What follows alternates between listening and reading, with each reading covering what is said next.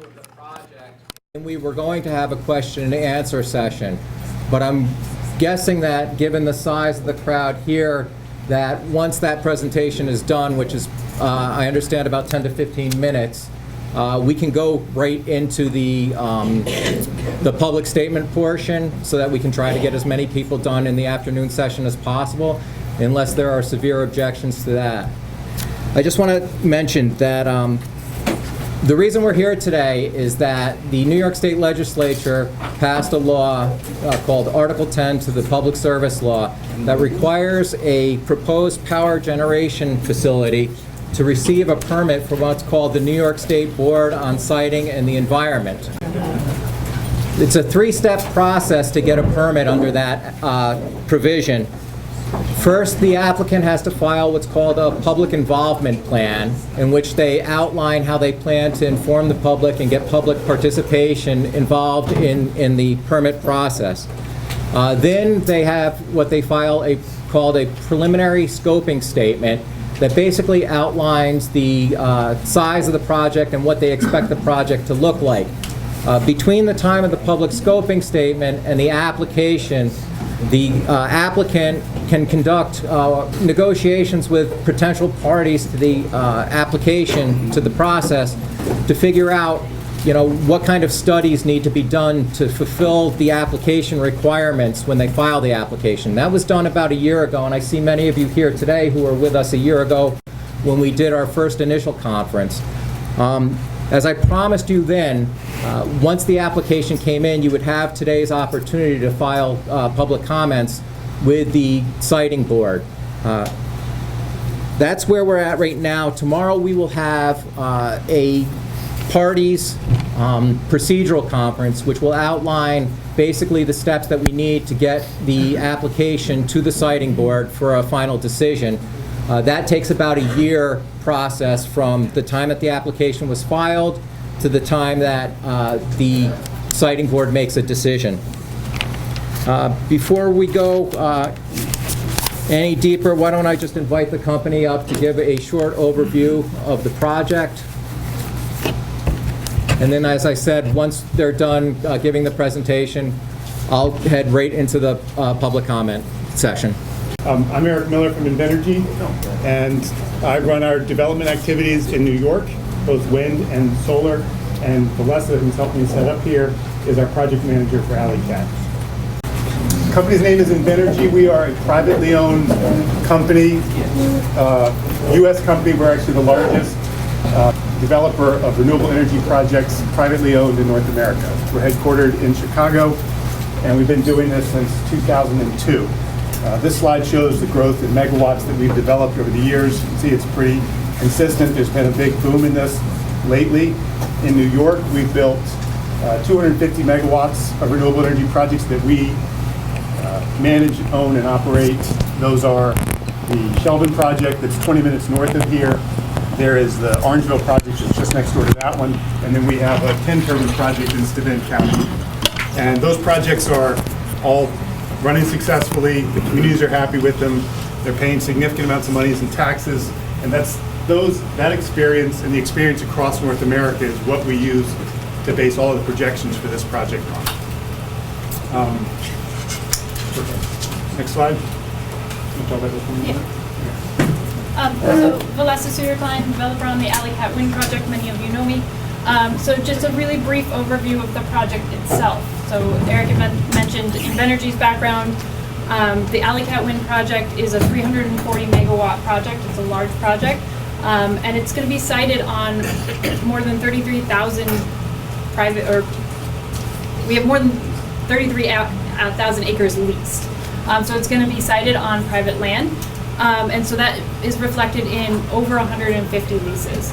So there are a whole lot of folks who are participating in this project who are interested in seeing it move forward. We're looking at about 117 turbine sites across the 5 towns that are getting turbines. And we're in 3 different counties. So it's in Allegany, Cattaraugus, and Wyoming counties. There's the 6th town is Machias, and there are no turbines sited in Machias, just so folks know. Another question I get pretty regularly is, I know many of you knew that RES was looking at doing Allegany Wind in the area. It's another project that was over in Centerville, and we have acquired that project, and so this map that you're seeing here reflects all the land in both those projects that will be moving forward as Alle-Catt Wind. And all of that, the development that has gone on to date, led us to get a NYSERDA award. So this is a project that has a contract, which is a real sort of hurdle to overcome. And so now as we move through the siting board review process, it makes this project even more viable as we move forward. So just to give folks a sense of the timeline, like I said, we started development in 2015. So this project's been going on for a while.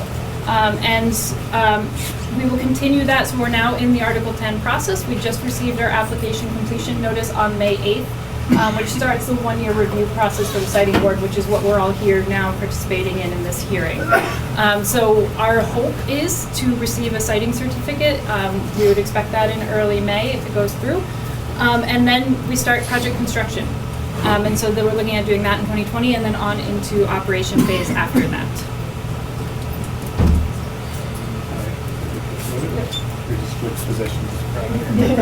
All right, so as far as construction, as Valessa pointed out, ideally we would receive our certificate in May. We'd be able to start construction in the summer.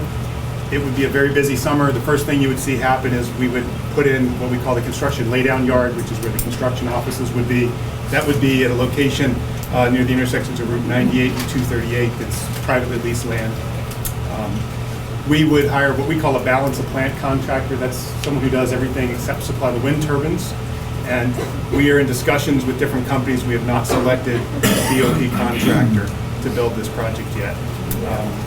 We would have an on-site construction manager that would be an INVENERGY employee that would oversee everything. We would also have additional monitors. Since we're going through the state process, we would expect that we're going to have what they call environmental monitor. There's someone who's there to ensure that we're in compliance with all of the conditions, environmental conditions in any Article 10 certificate we receive. We would also have an agricultural monitor, which is something the Department of Agriculture and Markets wants. Someone who's on site all the time to make sure that we're following the Ag and Markets guidelines. This would be, we would start restoration as soon as the sites, the turbines were completed with installation. Some of that might occur in the fall of 2020, but realistically, I think we're probably will be doing some restoration work in 2021. A little bit on the economic benefits of the project. One of the big incentives for building these, aside from clean energy, is the economic benefits to the local community. The annual operation spending for this project is estimated at $7 million per year. A large portion of that comes in what we're calling tax-related payments. That includes payments to the schools and to the counties and to the towns that can be used for roads and other things. That's in the form of, you hear people talk about pilot agreements and host agreements. That's what that money amounts to. So that's per year. There's also a significant amount of money, almost half of it is paid in landowner payments. There's a little bit less than $1 million that we're estimating per year in payroll, supplies, and other services that we'll need to hire. Something I didn't mention earlier on is we would have our own operations and maintenance facility, similar to what we have in the town of Sheldon, where we employ 16 people. We would have an operations and maintenance facility here that where people would work on these turbines. There's also an additional $0.8 million in regional economic activity that would result from this spending. That's how we get to the total of 7. Construction is even a bigger period for economic activity. We're estimating that there would be just under $9 million spent locally on purchase of materials needed to build the project. A lot of that goes in toward aggregate or gravel, but also concrete and other supplies that are needed. We didn't mention this on the construction slide, but we are looking at paying prevailing wages for this project. We're estimating at those wages, the construction would be over $24 million would be spent on wages alone in building this project. And our plan is to hire local laborers and workers to do this. Okay, we estimate that'll be at peak construction. We'll have 400 people on site working on this. All right. So just a little bit more information about the process and the application. This public hearing is your opportunity to ask questions, share your perspectives. A lot of folks will ask where they can get more information about the project. So we submitted an Article 10 application to the state.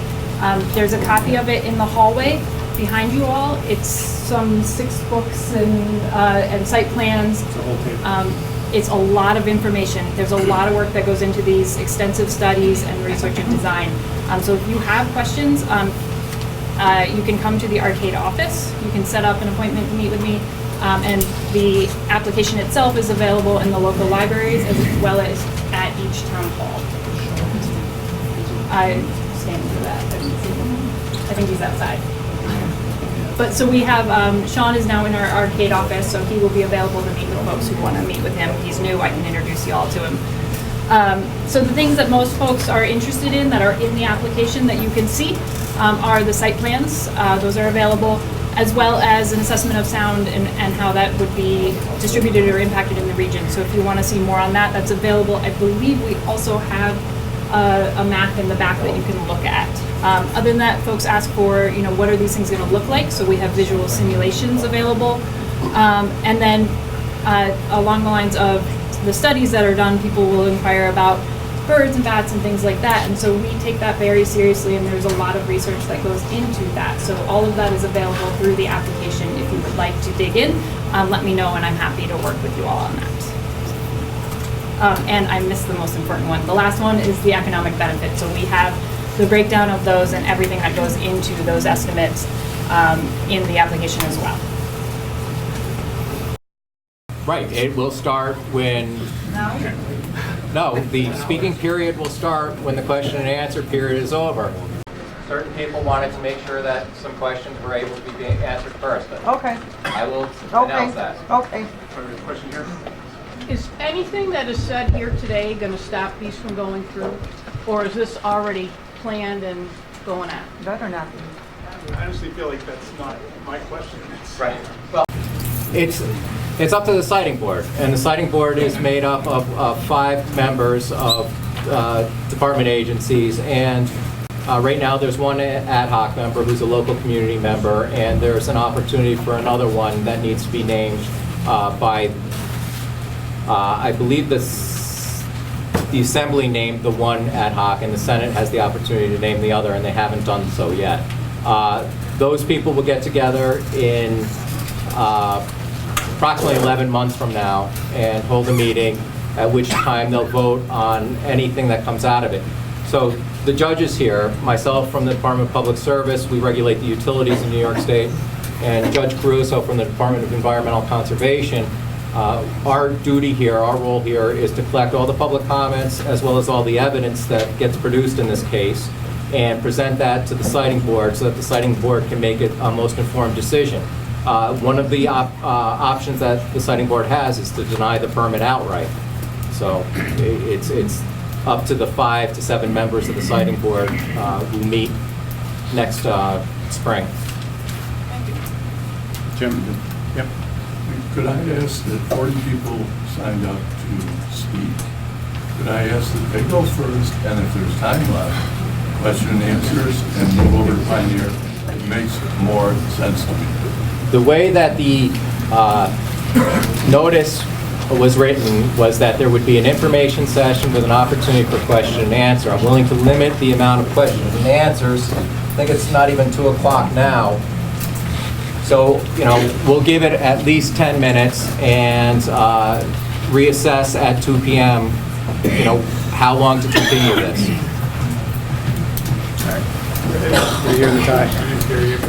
I've been looking at the parcel maps on your application, and I noticed that there are several parcels that you don't have leases for. Can you tell us how long it will take you to get control of the project area? The map that we showed shows the leases that we have under contract. Sorry, the map that we showed on the screen shows the parcels that are under contract, and we believe that we have land we need to build the project. Well, I'm just pointing out that there are several parcels on your own maps that show that you don't have a lease for that, or at least that's not designated on the map. And all the parcels that you do have leases for are on the map, so designated. So you've got lines, electrical lines crossing portions of parcels that don't have leases according to the map. Do you have now all of the leases that you need to put the project together as proposed? Yes. That's the short answer to that. Right next to Gary. Sorry. Jamie Lawrence, I'd like to know if you have 117 wind turbines, how much megawatts would they be producing? Approximately. And will that be sold back into the grid? And if it's not accepted at the grid because it's a low usage day, will they sit up?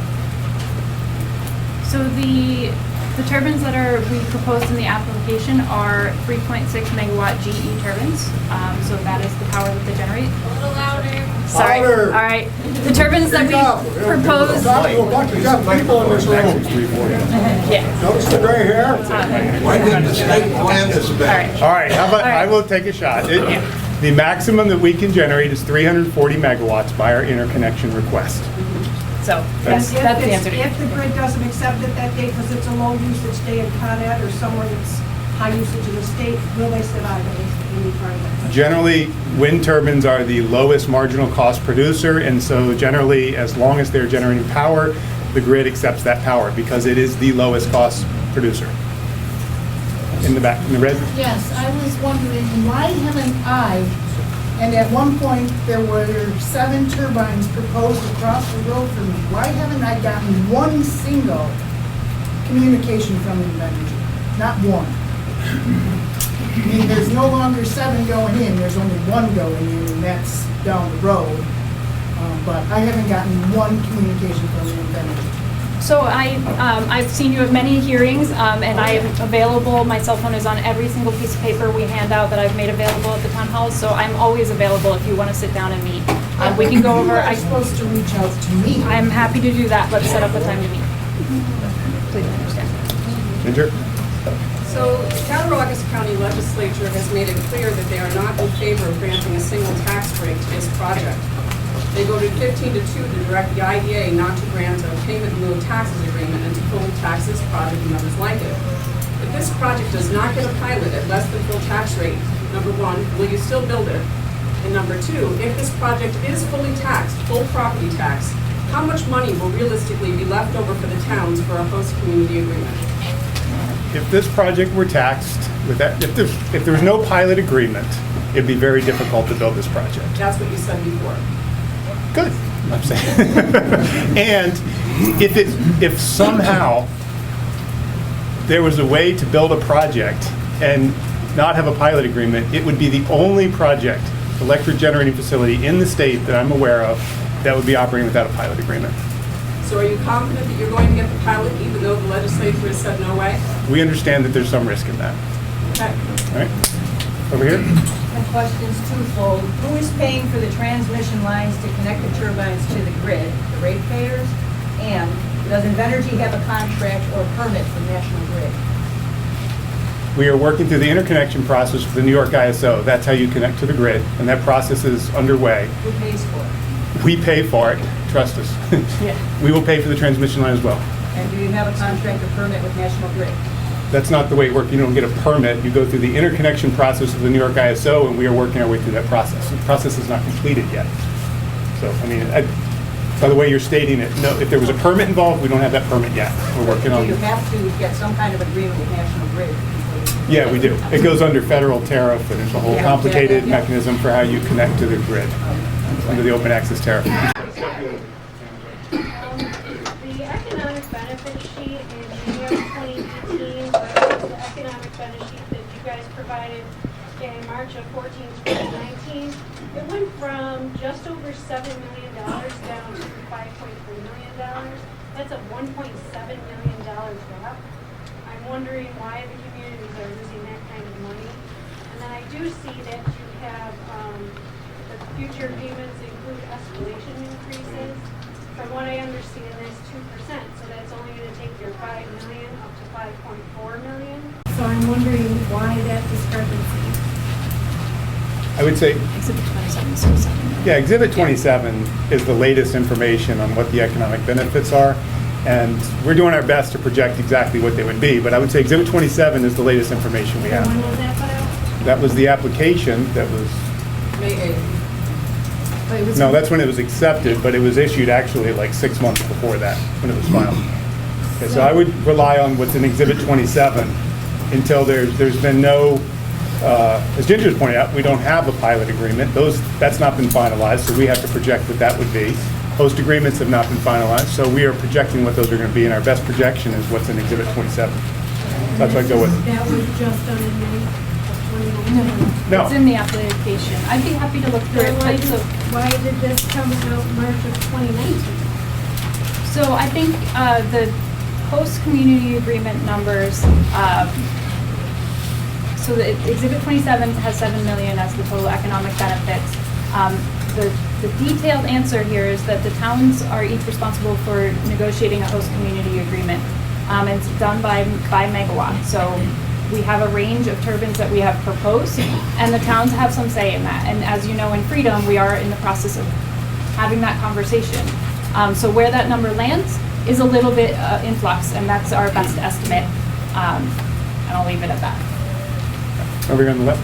In the middle of summer, it's like in the high 90s, and there's zero wind blowing.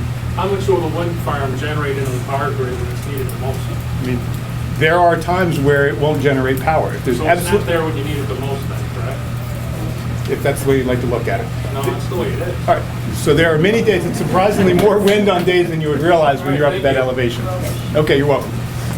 In the back here, sunglasses. Your windmills are supposed to be how high? Supposed to be, How high are they supposed to be?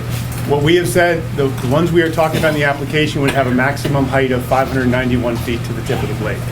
591 feet? Is Correct. that with the blades, or is that just the top of the That's tower? with the blade. That's to the tip of the blade when it's in this vertical position. Why are these so much taller than the ones over in the other projects? As the real technological advancement that's occurred in wind turbines over the course of the last 10 years is materials advances that enable them to make longer blades.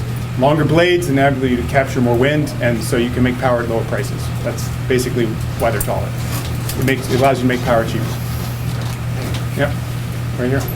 Yes, can you describe your project's net emissions reductions and include the amount of power that this project will be drawing from the electricity grid, both while the turbines are functioning and while the turbines are not functioning?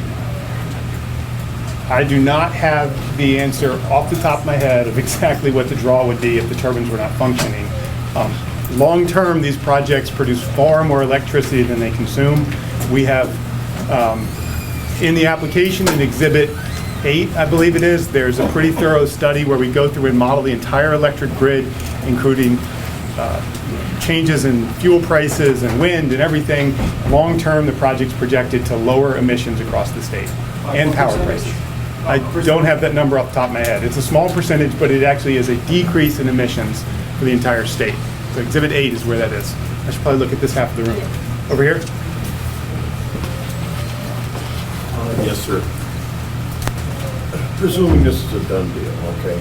At the end of 20 years, that's what your agreement is with the towns and everybody, okay? That's correct? It's proposed at that right now. That's not finalized, but yeah. 20 years.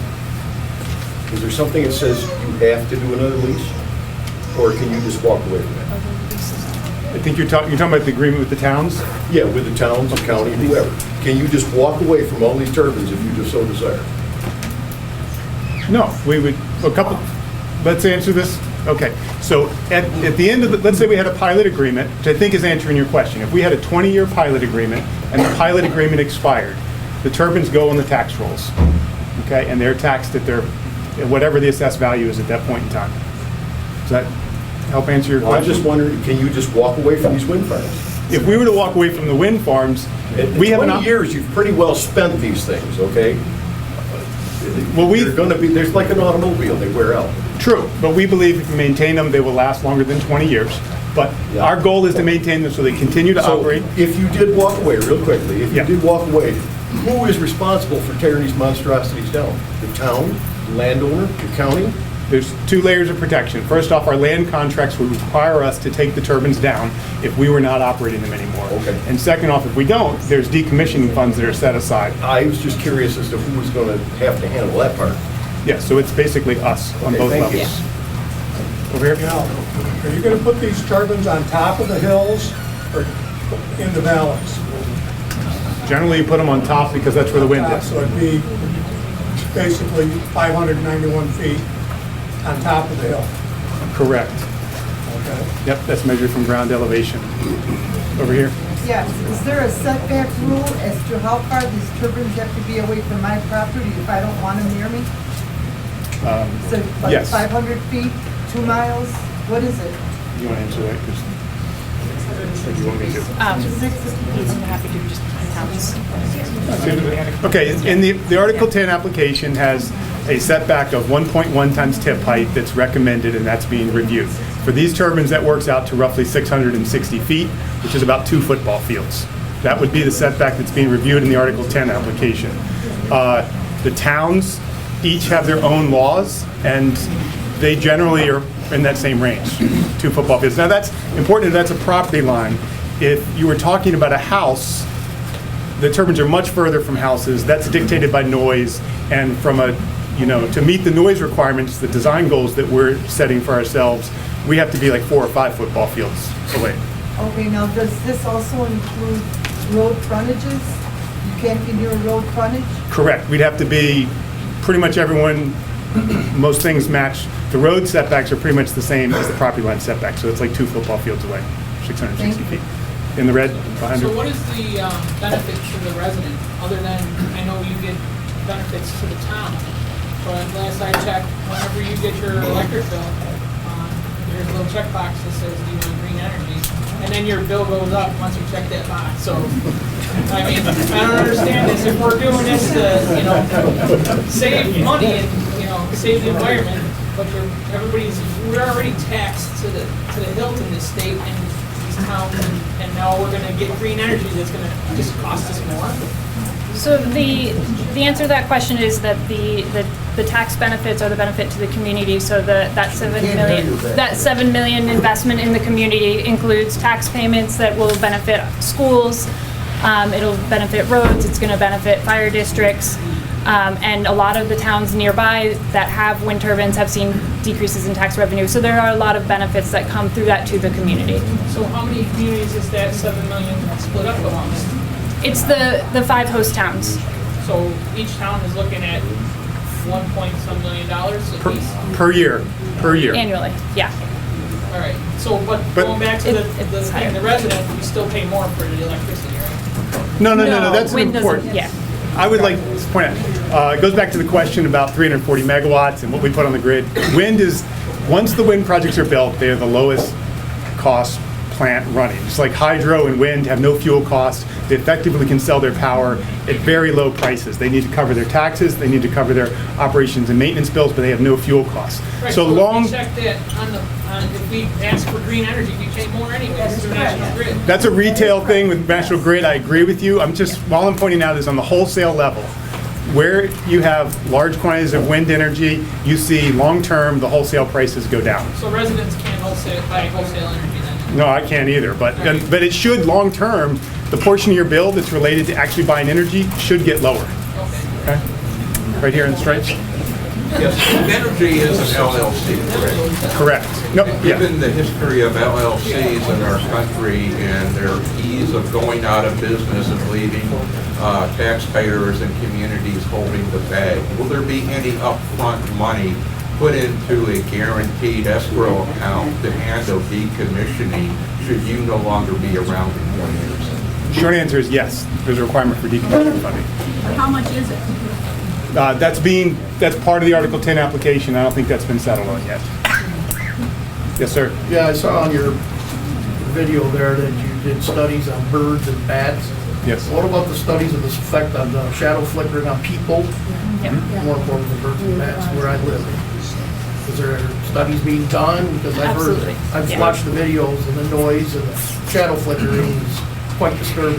That's going to be in my backyard. So that is also regulated and overseen by the state and through the state process, and the application has detailed review and study of that, and I'd be happy to go, I can look at the parcel level, and I've done that for a few folks in this room, and I'm happy to do that.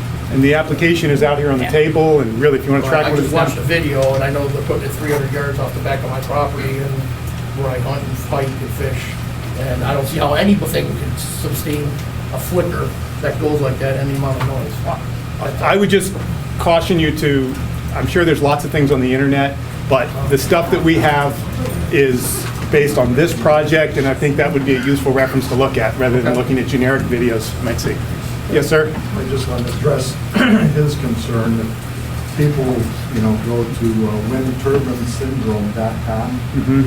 There's a PhD professor that has started a website on the physical effects of low frequency pulses, and like high frequency pulses, if regular road noise, your house will insulate it, but low frequency, below 10 hertz, it will act as a amplifier inside the house. There have been people that move to the basement of their houses because they're irritable. If they have other physical ailments, doctors from around the world have said that windmill turbines are not good for you. And also, there's been a couple places that the county health has shut down turbines. But that's one question that not just yours, but other turbine companies in New Zealand, England, out in the Midwest, U.S., have never been able to sufficiently answer, except, the data is wrong. Like wind turbine syndrome is like an industrial compressor, and it's all low frequency sound. It's not just wind turbine, but it's a physical effect. Look, this is something. If people went to that website, they'd get a lot more data.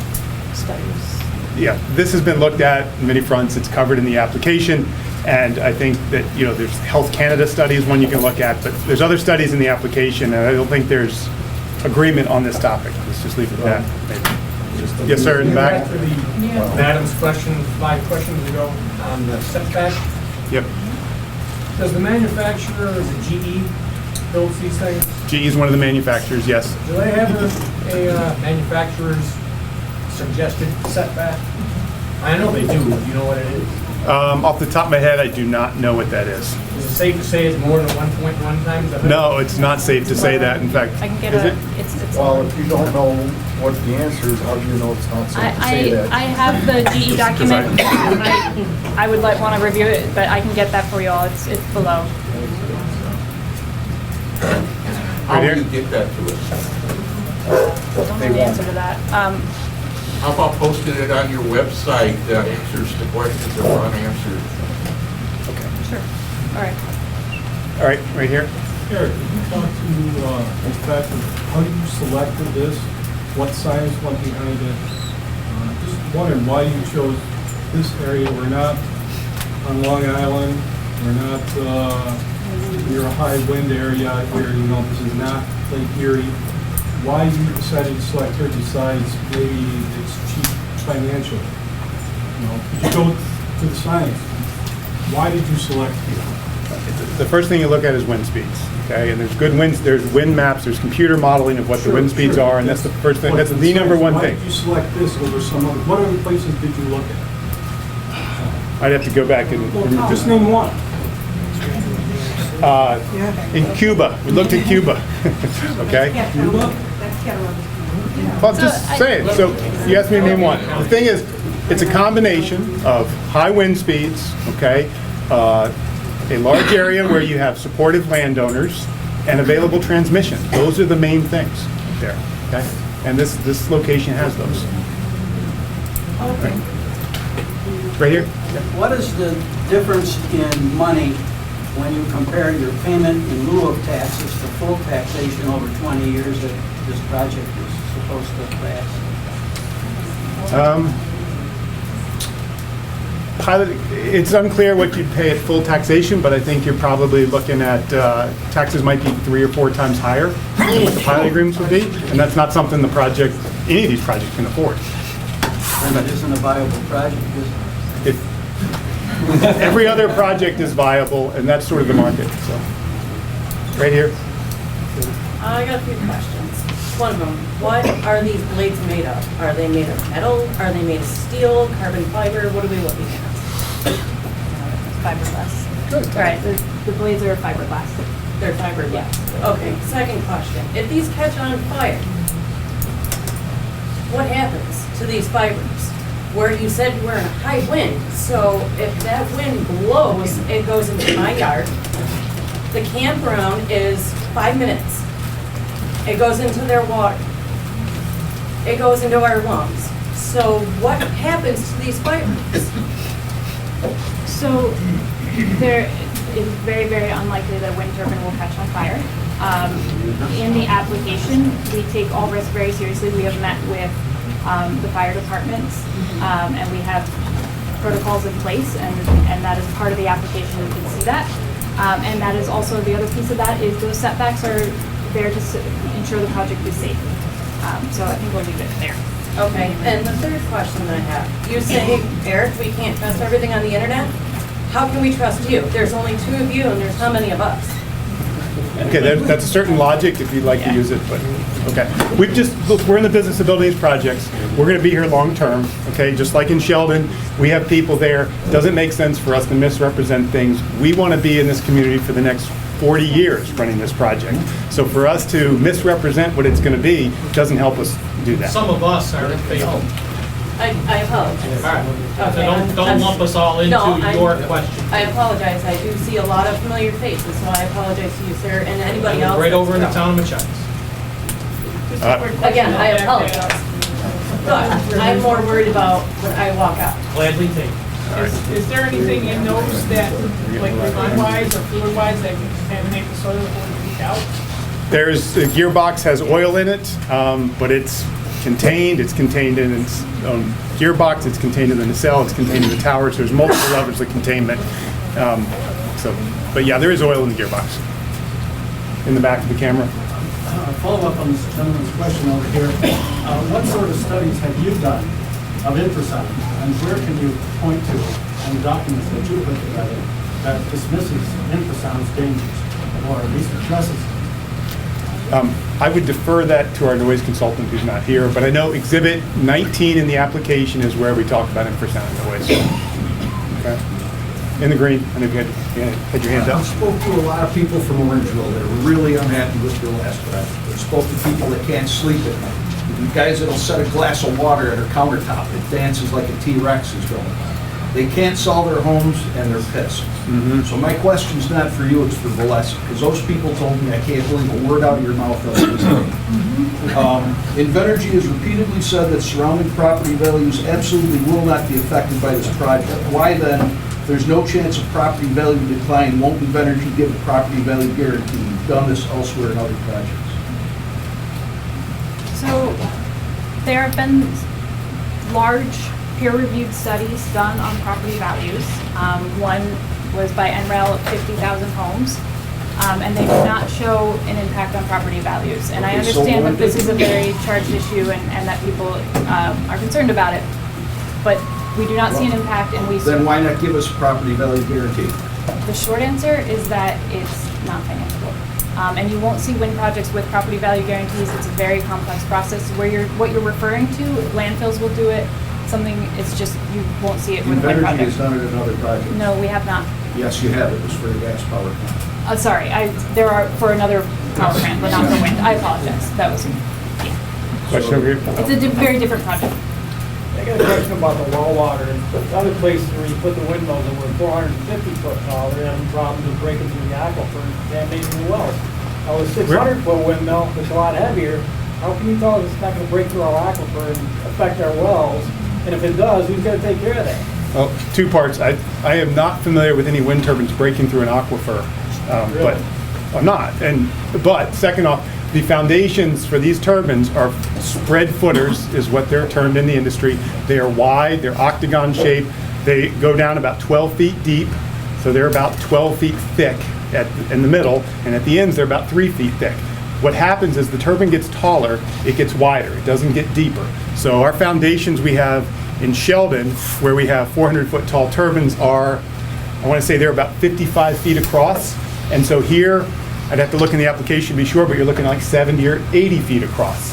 So it's the width that gets it, it's not going deeper.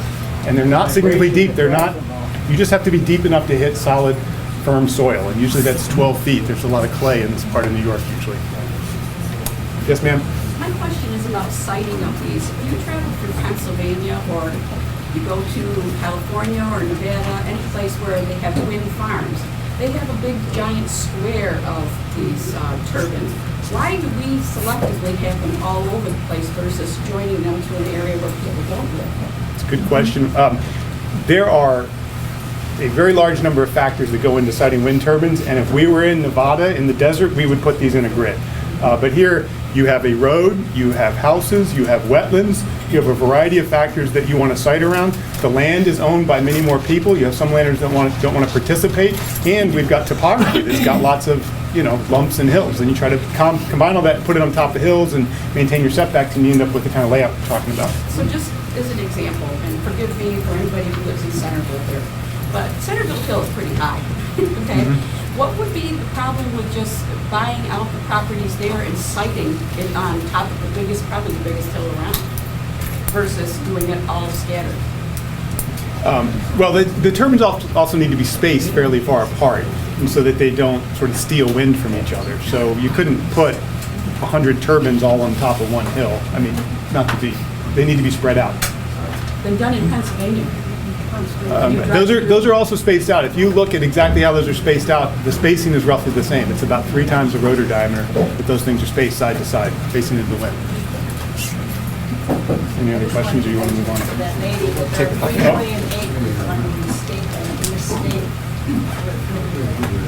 Okay, right here. Hello. You stated that your emergency action plan. Gone over that with your emergency action plan. You stated that you've gone over that with the local fire departments. Can you tell me who you spoke with in Farmersville and when that was? In Farmersville, I met with Kenny King, and I can find the dates of that. Okay. And there were others there as well. I'm not sure I remember everyone's name. I'll contact you. Okay. Okay. How many gallons of oil are in this turbine? I shouldn't misquote it. No, I don't have all these numbers memorized, and the thing is, I know that if I said it's 120 gallons, someone would look it up and say it's 130 and say I'm a liar. So I don't know the exact number, and I don't want to try to guess at it, okay? But it's a big gearbox. These things are big. Yeah, you should know the numbers. Put it on your website. All right. The other thing is, what's the efficiency rate of these? The efficiency? Yeah, like in terms of Energy Administration says that in New York State, we're about 25% efficiency of that. What is it, 360 megawatts you're talking about? Yeah, I think that the number you're referring to is what we call the net capacity factor, is what's the percentage of maximum power output. If the wind were to blow 25 miles an hour every single minute of the year, and you compare that to what we actually can generate, given that it's not always that windy, we're at about 30%. But it's kind of, the term efficiency is a little bit unusual, because if you want to talk about it in terms of the amount of fuel, usually efficiency means what percentage of the available fuel did you use. We don't use any fuel, so it's almost infinite efficiency on that standpoint. But 30% is the number I think you're trying to get at. And they're mostly efficient at night. The wind is more efficient at night when people are sleeping and not using their appliances. And maybe the furnace is turned down. Yeah, understood. That wind generally, I would like to continue to answer the question, but you're right, is that wind continues. It's not perfectly timed when everybody may turn on the air conditioner, and so that's why storage is important, and that's why solar is important. And it's a mix that I think helps get everything done.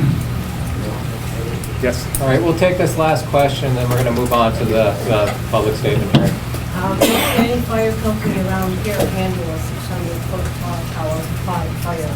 So the question is, how would any, tell me if I get it wrong. If any, I'll say. How would any fire company around our area handle a fire in a tower that's 600-foot tall? So the procedures are that we would ask the fire company to report to the turbine. Nobody's responsible for going up and putting out fires on top of the turbine. There's a limited amount of fuel in that, oil in that turbine. It would burn out itself, and the main job would be to make sure that if anything were to fall to the ground, that it would be put out. So they're there just to watch it. Primarily, yeah, make sure nothing spreads. But there's very limited amount of stuff that can burn up there. Again, this is not something that's happened to any of our turbines. Okay, so this is an unusual scenario we're talking about. Okay, thank you. Yes. All right, if you still have questions, the INVENERGY people will still be here. You can approach them. Also, they will be back at the Pioneer Central High School for anyone who can make that session. If you do not get a chance to speak this afternoon, and still want to provide comments, there are other ways to comment. Where you came in, there is an information sheet that our Department of Public Service Consumer Affairs representative is handing out. On the sheet, it gives you a U.S. mail address, a phone number, and a website that you can all leave comments on, and those comments will get to the siting board that way. Make sure, if you want that, you talk to our Consumer Affairs representative sooner rather than later, because he is going to need to leave probably before we finish up comments here, so that he can set up and start taking cards over at the next venue. You ready, Alex? All right, let's go on the record. Good afternoon. I call case 17F-0282. This is the application of Alle-Catt Wind LLC for a Certificate of Environmental Compatibility and Public Need pursuant to Article 10 of the Public Service Law. My name is Dakin Lee Cakes. I'm an administrative law judge with the New York State Department of Public Service. I am stationed in Buffalo, New York. With me is Judge Michael Caruso from the New York State Department of Environmental Conservation. Together, our role in this proceeding is to collect all of the public comments and all of the evidence that's presented. Once we have that, we will make any recommendations necessary to the New York State Board on Siting and the Environment. They are the ones who will make the final decision on whether to approve the application of INVENERGY or to deny that application, or they can approve it with certain limitations and certain conditions. We would like to thank the town of Arcade and the Arcade Fire Hall for hosting this important event today. We are here pursuant to a notice issued on May 20th, 2019, and the purpose of this proceeding is to collect public comments on the Alle-Catt Wind proposal so that the Siting Board may consider those comments and the public sentiment when it makes its decision. If you would like to speak, you filled out a card. I will call those cards in the order that they were received. Given the time that we have and the number of cards that we've received, I'm going to ask that people try to keep their comments to 3 to 5 minutes out of respect for their neighbors and the other residents. We have a court reporter here today.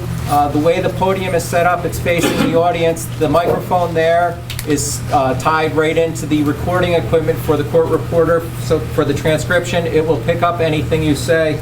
So you're okay with that. Please speak clearly, though, so that your comments can be properly recorded onto the transcript. Again, if you do not wish to speak but would like to provide public comment, you can do so. Just make sure you pick up an information sheet before you leave. With that, I will turn it over to our first speaker, Cynthia Austin McCullough.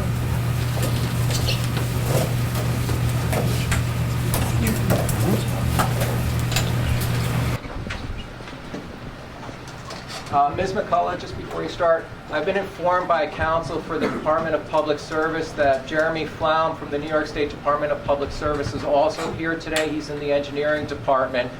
He's in the back.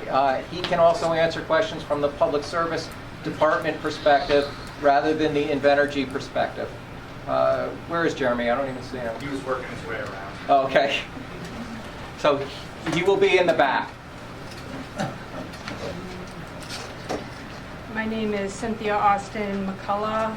I'm the executor of my parents' farm at 9727 Brookside Road in Rushford. For the record, we have 210 acres noted on the tax map as 49.-1-13 and 57 acres that is on the tax map of 49.-1-11. The family property has been owned since 1917. I am the 4th and 5th generation representative here today. Our contacts with the wind company began with a letter from a surveying company through associates. I called them and contacted them. They never contacted us and let us know when I voiced concerns that we gave permission to neighbors to turkey hunt and deer hunt. We never heard a word from them. That was in 2017. I've received 2 calls personally from the windmill staff, one suggesting to me, after I had said to them that we were not interested in signing a lease, that they had someone interested in purchasing my family's farm. I said my farm and my family were not interested. It's not for sale. It was especially offensive to me as my father was near death and I was representing his view. Main concerns that we have are the government officials who are due to profit from this project, either directly or by family members. We never got a survey asking our input on what the bordering leased land would do to our property. We feel our quiet enjoyment of our land, both visually and sound-wise, will be permanently taken away. The enormous height of the proposed windmills, making the impact even more devastating than what you see on your trip from Arcade to Alden. 102 years of a family farm. We're doing everything we can to keep it, except sign a windmill lease. Our 267 acres will be ruined forever in our mind. We will never sign a windmill lease.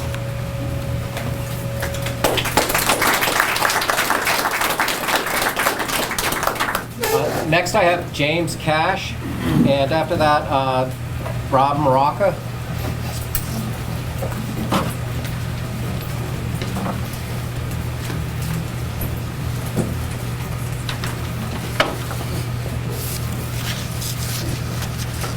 My name is James Cash. I live in Farmersville. Last year, we were contacted by a representative from INVENERGY, Mr. Scott Johnson. He advised us that INVENERGY wanted to bury several electric transmission lines across our farm, and Mr. Johnson gave us a lease to sign. My purpose here today is to disclose a number of terms in the lease that not only are grossly unfair, but put the owners of the leasehold, and in one instance, the host community, in a vulnerable financial position. I will limit my points to only 3 in order to give other people a chance to talk. Point number 1, on page 3 of the lease, and this is my main concern, is a part entitled Indemnity Liability, and it begins by a general statement. Each party shall defend, indemnify, and hold harmless the other party, and then it lists 7 different scenarios in which each party agrees to hold the other harmless. Listen to number 6.4. In no event shall grantee, and that's INVENERGY, in no event shall grantee or its related persons be liable to owner for property damage or personal injuries to owner or its related persons attributable to a risk of known and unknown dangers associated with normal day-to-day operation of electrical generating facilities such as flickering, noise, and electromagnetic fields. In other words, if I had signed this lease, not only would I agree to hold INVENERGY harmless for any property damage, but I would also agree to hold them harmless for any known or unknown health problems my family would suffer from their generating facilities. Point number 2.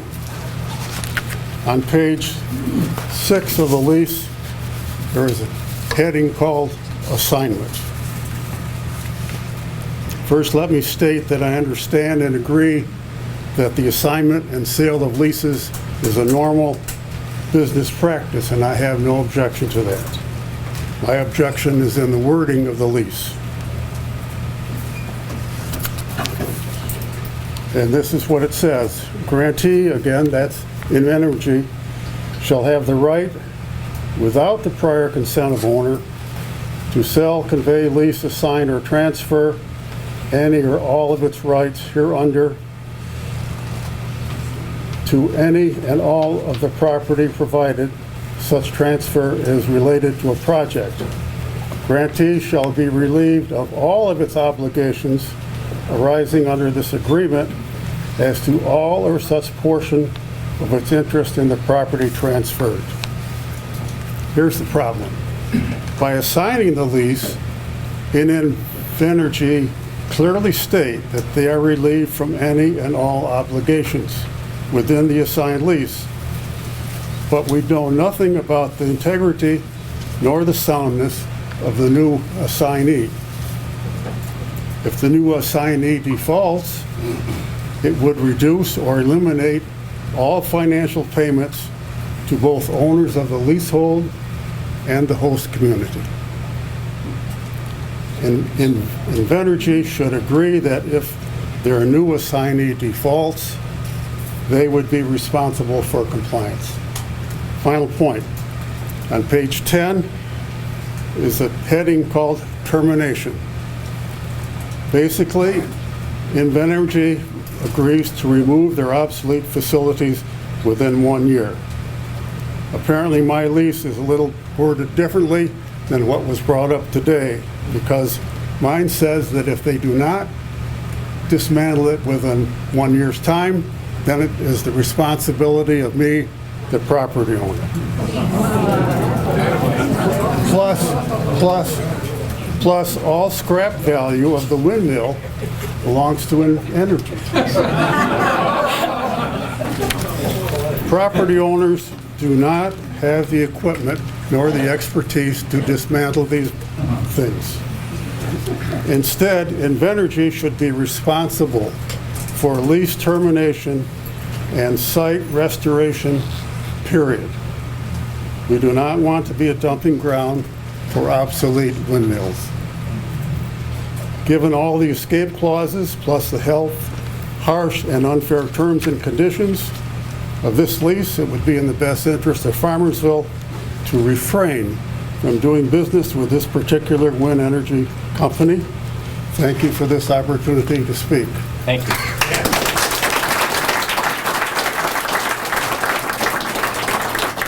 Would you like? Yes, please. That's another thing. If you have a written comment and would like to hand it to Judge Caruso and I, we would be happy to take that and put that onto the website. After Mr. Baraka is James McCullough, Esquire. My name is Rob Baraka. I'm a resident of Machias. My credentials are a Bachelor's of Science in Resources Management and a Master's of Science in Ecology. I've got 45 years of work in natural resources management with the federal government, county governments, and a nonprofit international environmental group. I'll keep my comments brief and summarized and submit detailed written comments later. I have concern about Exhibit 22 and its adequacy being the impacts on birds and bats.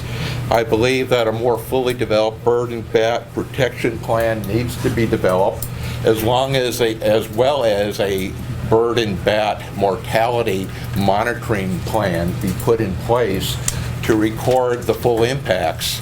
And as part of that bird and bat protection plan, there ought to be thresholds in which the company would cease or reduce operations should mortality exceed expected levels that were covered in the environmental analysis for the project. Likewise, I believe there should be a more detailed invasive plant plan and vegetation management plan to ensure that invasive plants do not take hold on these large sites, and that there should be a commitment to seeding and planting only natural, native, local species. I didn't find a whole lot of input or comment analysis in the project's proposal on the impacts on state forest lands, and there are several state forest lands that border or are really near to the proposed project areas. I think that part needs to be bolstered before this is finally approved. The impacts on water, both surface and groundwater, appear to me to be rather sparse and inadequate. And the situation about local wells and the impacts from vibration and of a 600-foot turbine on local wells, I think, again, needs to be more analyzed and not just brushed off like they did during the questions and answers. The infrasound exhibits in 13 and 19 are inadequate. I was an Air Force missile launch officer in South Dakota, and we trained for communicating in the event of war using low-frequency communications, in other words, infrasound. And we did use infrasound during those exercises. So infrasound is a very real thing that's out there, and I don't think they took a hard enough look at it in their analysis. I looked at the literature around infrasound, and I believe that there are credible peer-reviewed science that needs to be considered in this project before it is approved.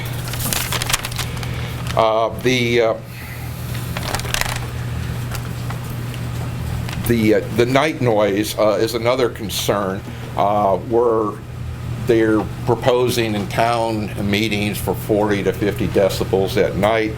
Both the state and the United Nations set 30 decibels nighttime as a reasonable limit, and anything above that much is considered to be a nuisance. So when the noise levels at night are being proposed to be so much higher than what's generally accepted as a reasonable level, again, I think they need to pay a whole lot more attention to that. The poor quality of maps. The maps in general are not detailed enough for people to fully analyze what the impacts on the environment and on their lands are going to be. And plus, the maps aren't very accessible. So again, I think that the company ought to be tasked with producing better maps that are current and up to date, that are posted on their website for anybody to download, instead of having to go through a very rigorous process of getting the information that we need to analyze the effects on ourselves. The 600-foot turbine, again, is so much out of character with the rural lands of Cattaraugus and Allegany and Wyoming County. Cattaraugus County, in their land use plan, talks about preserving our natural heritage and natural viewpoints. I believe 600-foot turbines are in violation of that, and the company and the state should respect local land use planning. In summary, the overall environmental analysis to me looked very biased and not very deep. I believe the state needs to take a look at, improving agencies need to take a look at the peer-reviewed literature, not just what the proponent has provided, but also what's out there, and take a look at a more balanced viewpoint. And I thank you for your time. Thank you very much. Next we have James McCullough. After James McCullough, we have James Fontaine.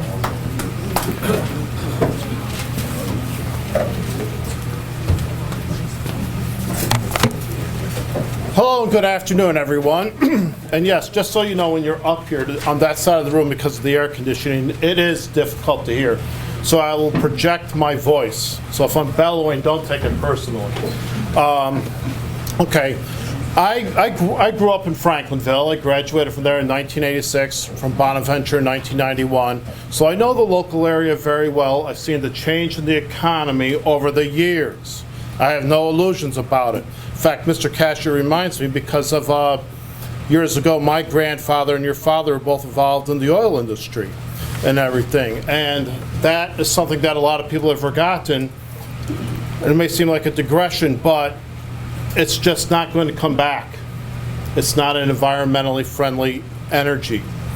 And back in 2006, the Town of Freedom Board first looked at this. I was there then, I was the town attorney then. They took a look at it, along with the town of Farmersville, with Fritz Zuick was the one who led the charge at the time. We took a look at the laws and everything at that time in the environment. We've done it again. The work started, led by Joe Hackett and Devere Bliss in 2016. So we tried to do the hard look at the law, to prepare the law. But there's three main points why, over the years, the Town of Freedom has pushed for this wind law and this wind project.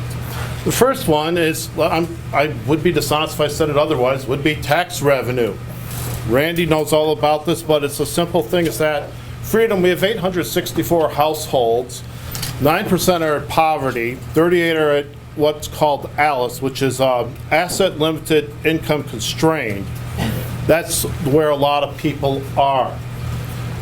And this project would have a benefit for them. It would also, to the county, since I'm a real property lawyer and I deal with a lot of elder law, I know there are a lot of issues with Medicaid and money for our nursing home. And we have a lot of marginalized, impoverished elderly that I deal with in my legal practice. I have no illusions. The dairy farm industry is gone at the small family farm. Where I grew up was Bert Pepper's farm, and probably most of you don't know him. He's the one who did a lot to build the Frankville Elementary School at the Pepper and Crandall real estate thing, and these things are forgotten by people. But everything's become poorer. I've watched it. The dairies are shut. Everything. The farms have disappeared. I mean, something as silly as Guernsey cows because of the change in the ag industry. Now, the other thing is the environment. That is something I know that the town board has talked about in Freedom over the years. I've talked with Barb George, talked with Ron Ashworth. This is probably the most benign form of energy. No form of energy is perfect. I mean, you pointed out there are problems. I don't know if there's a perfect one. But knowing my own family is involved with the oil and gas industry, the Strandbergs and other people in the past, it's just that pollutes the water table. The mining, we forgot, there used to be mining for things around here, clay and gravel, but that damages the environment. I've heard enough people complain about Beamer over the year, and it's not here to attack him, but these things, we need something that's more benign. There's no perfect solution. Just like the Caterpillar ads back in the 70s, there are no simple choices, there's only intelligent solutions. So that's what we're trying to look for here. Finally, local jobs. There will be some jobs created. As to the exact figure, I've heard different amounts. They're not going to be a great deal. Maybe it'll be 12, 20, who knows. But down in Olean Wholesale was bought out by CNS from New Hampshire. They're shutting that warehouse. There's estimates over 100 people losing jobs. Everybody here, there's no alternatives to give them anything. We need some jobs in this area. I don't live under any illusions. I've watched everything wither and fade away. The work of other men in the past who've done things to keep our communities going, even with their short-term projects, it just seems withering. The wind at least gives us some opportunity, some hope. I know it's not perfect, but the town of Freedom knows that too, but they have, for the past 15 years, they've been working at this, and they are in favor of the project. Thank you very much, everybody, and I hope you have a good day. God bless you all.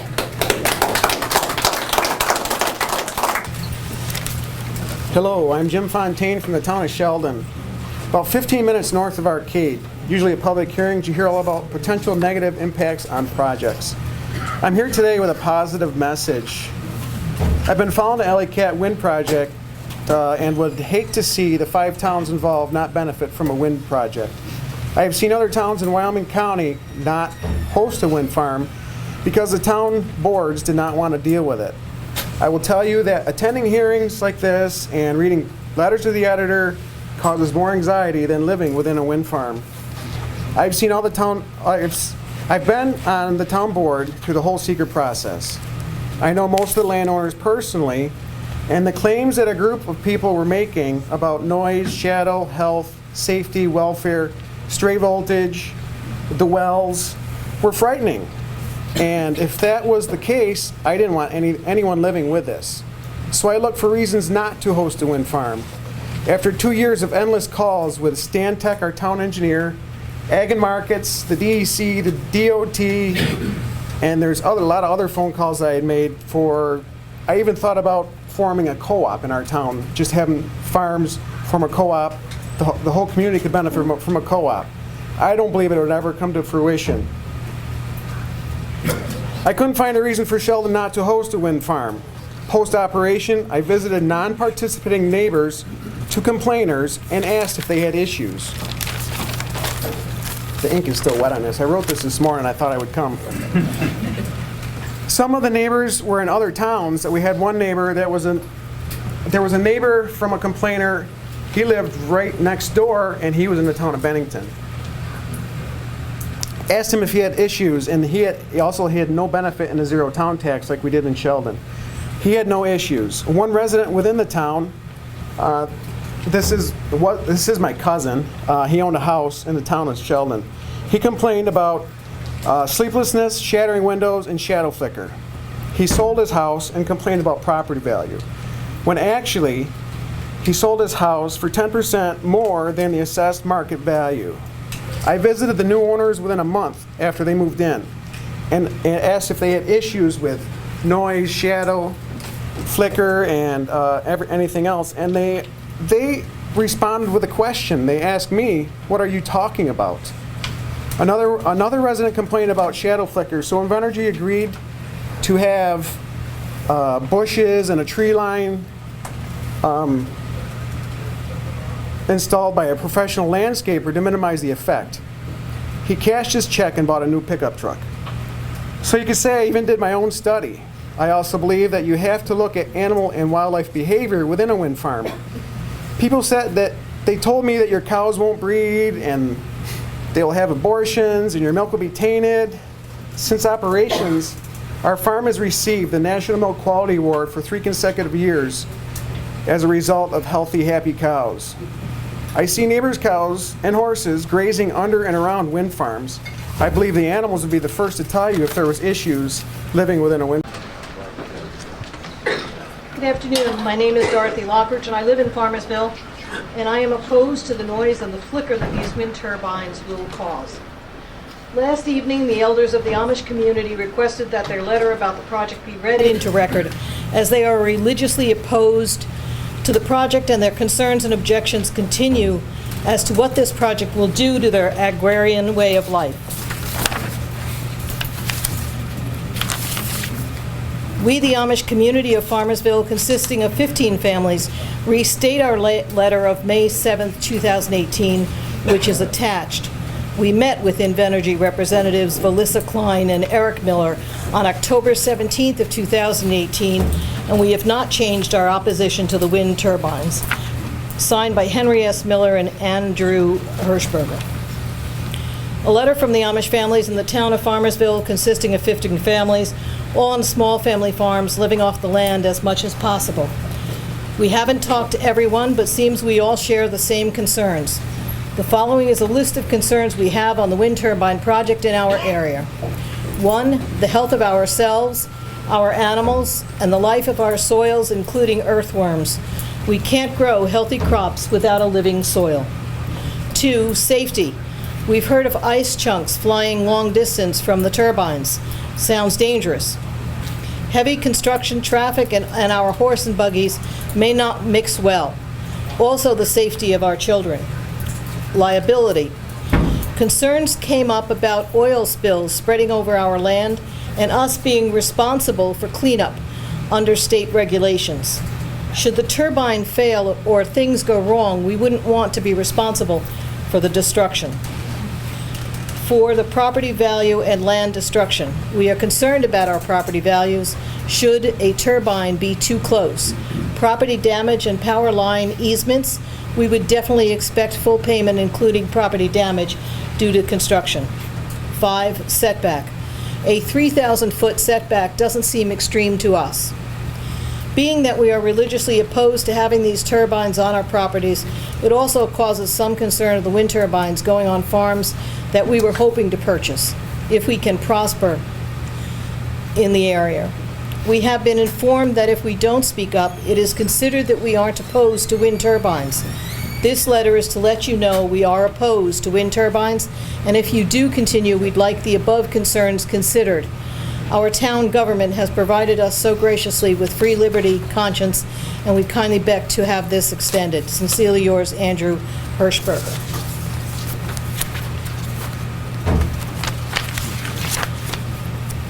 The elders of the Amish community also wanted to inform the sitting board that INVENERGY's application as it pertains to Amish schools in the Farmersville project area has incorrect information. There are 3 Farmersville Amish schools, not 2. 2 are currently identified as one being on Rogers Road and one being on Older Hill Road. but the missing school is on Stebbins Road off of Hardy Corners Road. Also, the application stated that the Amish children typically walk to school. While many do walk to school, those that live more than 2 miles from the school take a horse and buggy. For each of the schools, between 2 and 3 horse and buggies travel back and forth each day, carrying children, and their buggies are driven usually by the oldest age school child, which is generally 8th grader or less. The application states a mitigation as being that the transportation could be provided to students by INVENERGY. But unless the transportation is a horse and buggy, that is not allowable by the community's rules, as cars or motor vehicles can only be used if it is mass transit or for medical appointments. The application states that to minimize risk to students traveling to these schools, ACWE will restrict all project-related traffic from Rogers Road between Older Hill Road and Laidlaw Road, and Older Hill Road between Elton Road and Rogers Road. This restriction will apply to all delivery truck workers, vehicles, and supervisors' trucks. However, the Amish note that students travel to these schools from Route 98 and from the far west from Reynolds Road. The Amish would like to see similar restrictions extended to the third unidentified school on Hardy Corners Road and Stebbins Road. Thank you. Thank you.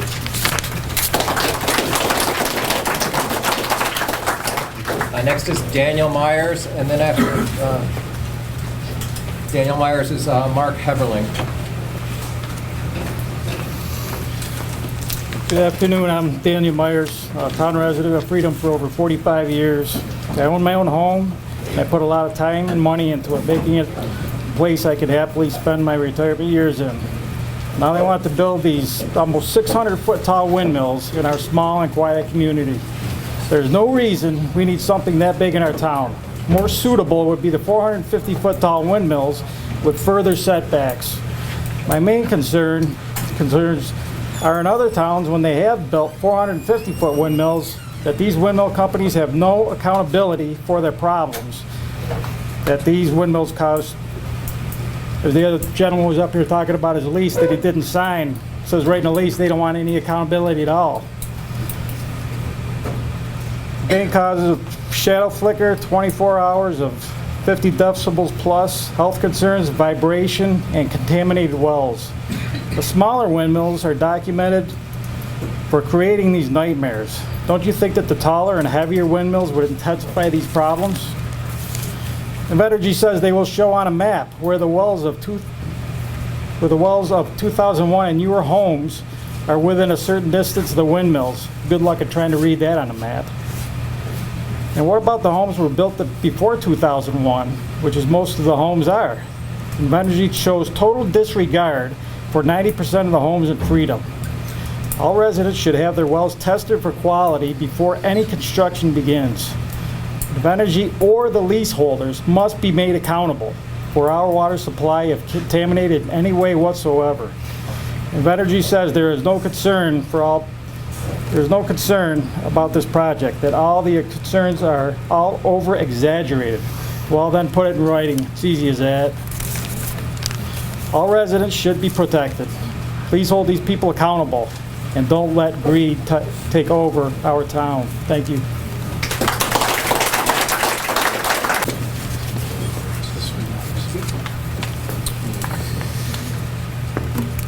Hello, my name is Mark Heberling. I'm a resident of Farmersville, New York. First, I'd like to tell you about myself. I have an electrical engineering degree.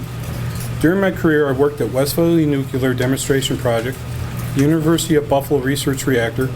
I currently have over 29 years of engineering work with the New York State Department of Transportation. In my personal life, I own a poultry farm here in Farmersville, along with being president of a horse rescue. My wife and I invested hundreds of thousands of dollars into our farm. INVENERGY's public outreach on this project is severely lacking. Just last night, I received notification of this hearing in my mailbox, which they state was issued May 20th. Apparently, it takes 3 weeks to send a letter. I'm sure there's lots of residents still haven't received this notification. Something as important as this, the opportunity to talk to you judges, the only opportunity to actually talk in front of you. That's very important. I've spent hundreds of hours reviewing this application. One thing is obvious is the insignificant effort this company has made to make these maps understandable. My experience in creating maps on GIS, I would like to know how residents are supposed to wade through these huge documents and find out how their property is impacted. I'm going to dive into details just to show you how complicated this process is. For example, my own property, I'm going to use figure 19-1 noise contours. It's incredibly difficult to locate my property since no property lines or buildings are shown and only minimal number of roads are labeled. Why? This is simple as selecting another layer to show more roads. INVENERGY does not even number their turbines for reference on their maps. The best you can do is try to compare from other maps by using, say, figure 4-4 tax parcels and try to cross-reference and then just do a best guess.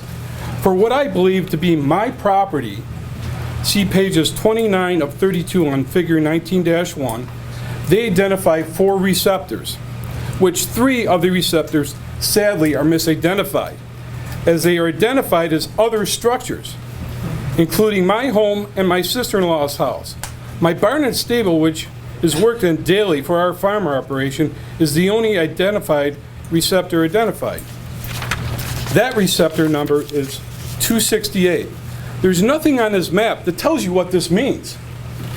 Somehow you have to stumble through the 1,000 pages of documents to find page 246 of a document that's 246 pages called Pre-Construction Noise Impact Assessment. Then find the middle of that complicated document, page 162, this located receptor, then find locate receptor 268, which identifies that there will be 54 decibels for the 16 hertz range, 51 decibels for the 31 hertz range, and 51 decibel for a typical future level daytime. What does this mean to the average person? How is this acceptable? INVENERGY at our town meetings tries to justify this noise trespassing, saying it's only the noise a dishwasher makes. Well, that dishwasher is not mine. It's my neighbor's. That's over 5,000 feet away. Why is this acceptable for my neighbor to steal my quiet sanctuary? INVENERGY poor effort continues. Figure 23-1, groundwater and aquifers and recharge areas. Water is critical to all the residents, but as a farmer with hundreds of animals, it's a critical necessity. So when I see that my 2 wells are not identified, and there's only 2 on my road, where there should be more than 20, this is very troubling. And to only having 17 wells identified in the whole town of Farmersville is simply appalling. Our town has 398 households. All of them have wells. The town of Farmersville Town Hall has a display, book number 7, Wetland Impacts and Drawings. This document states, this is a color graphic. The reproduction in grayscale may misrepresent. Yet, that's what's on display at the Town Hall, a black and white document. Another important yet developed document is Appendix 24B, the Shadow Flicker Report, which has maps, and once again, there are no property lines, building, landmarks, and only minimal number of roads, and even those roads are not labeled. Why? This is a simple task in developing maps, as selecting another layer and clicking on it. The maps are inconsistent with numbering their turbines. One map labels the turbines, but then the map that shows the shadow flicker does not. Residents want to find out how this project will affect them with minimal effort, not spending countless hours looking through confusing, huge technical documents that require you to cross-reference just to find out how you will be affected. It's unrealistic to think that an average person can figure this out, especially older people who often don't have a cell phone or have access to the internet. FYI, there is no cable internet out here. Therefore, they would have to go to the library, wade through intimidating, confusing documents that are not in color and as they should be. One should be able to locate their property and find out these impacts.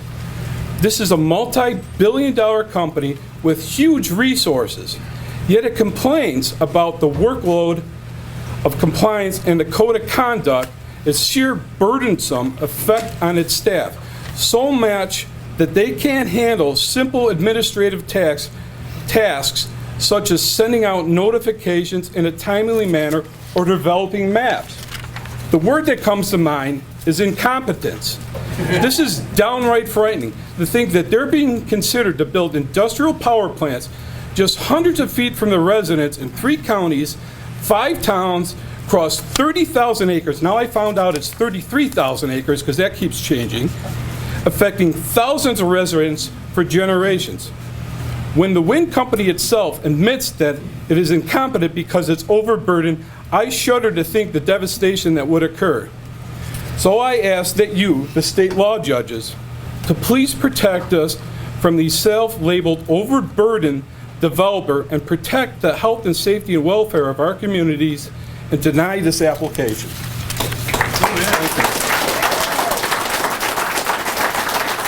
Because I'm not a public speaker.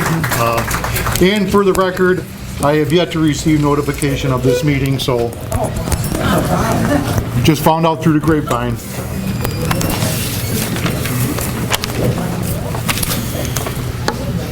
In June of 2018, I became a full-time resident of Centerville. Any correspondence I was receiving from INVENERGY, which was minimal to say the least, was being forwarded from my old address.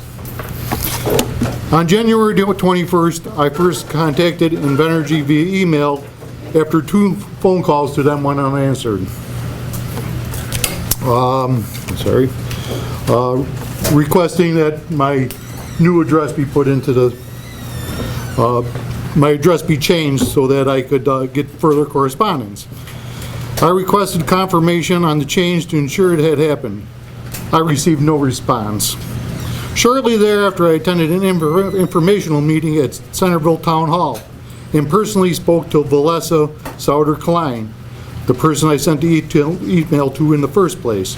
She told me she would take care of it and confirm my address change so I could get further information. I have yet to hear back from her. So on the week of May 27th, again wanting to confirm address change, I made 2 more phone calls to INVENERGY that went in unanswered. So on May 30th, I stopped into the Alle-Catt office of INVENERGY, which is, by the way, is only open on Wednesdays and Thursdays from 9 to 11 a.m. I spoke with Debbie, who, by the way, is the owner of the antique store next door, and does not have any access to any information. Debbie just takes notes and forwards them on to INVENERGY. I asked again to have my address information verified to ensure I was listed on the map as a residential as opposed to seasonal resident. Again, I'm waiting for a response.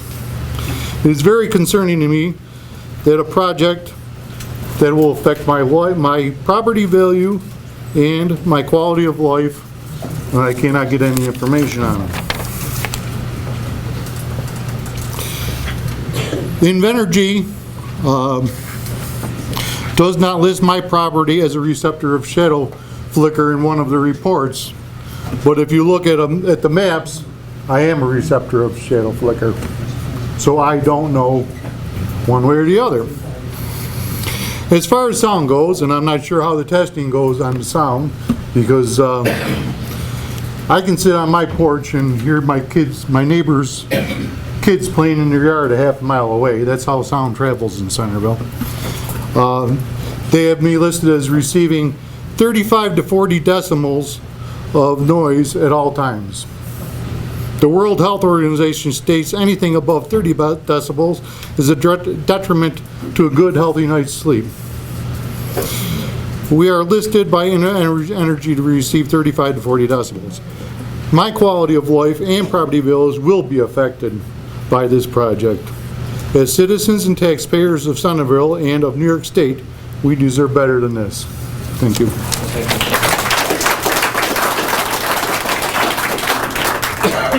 Karen Ash, and after Ms. Ash is William Snyder.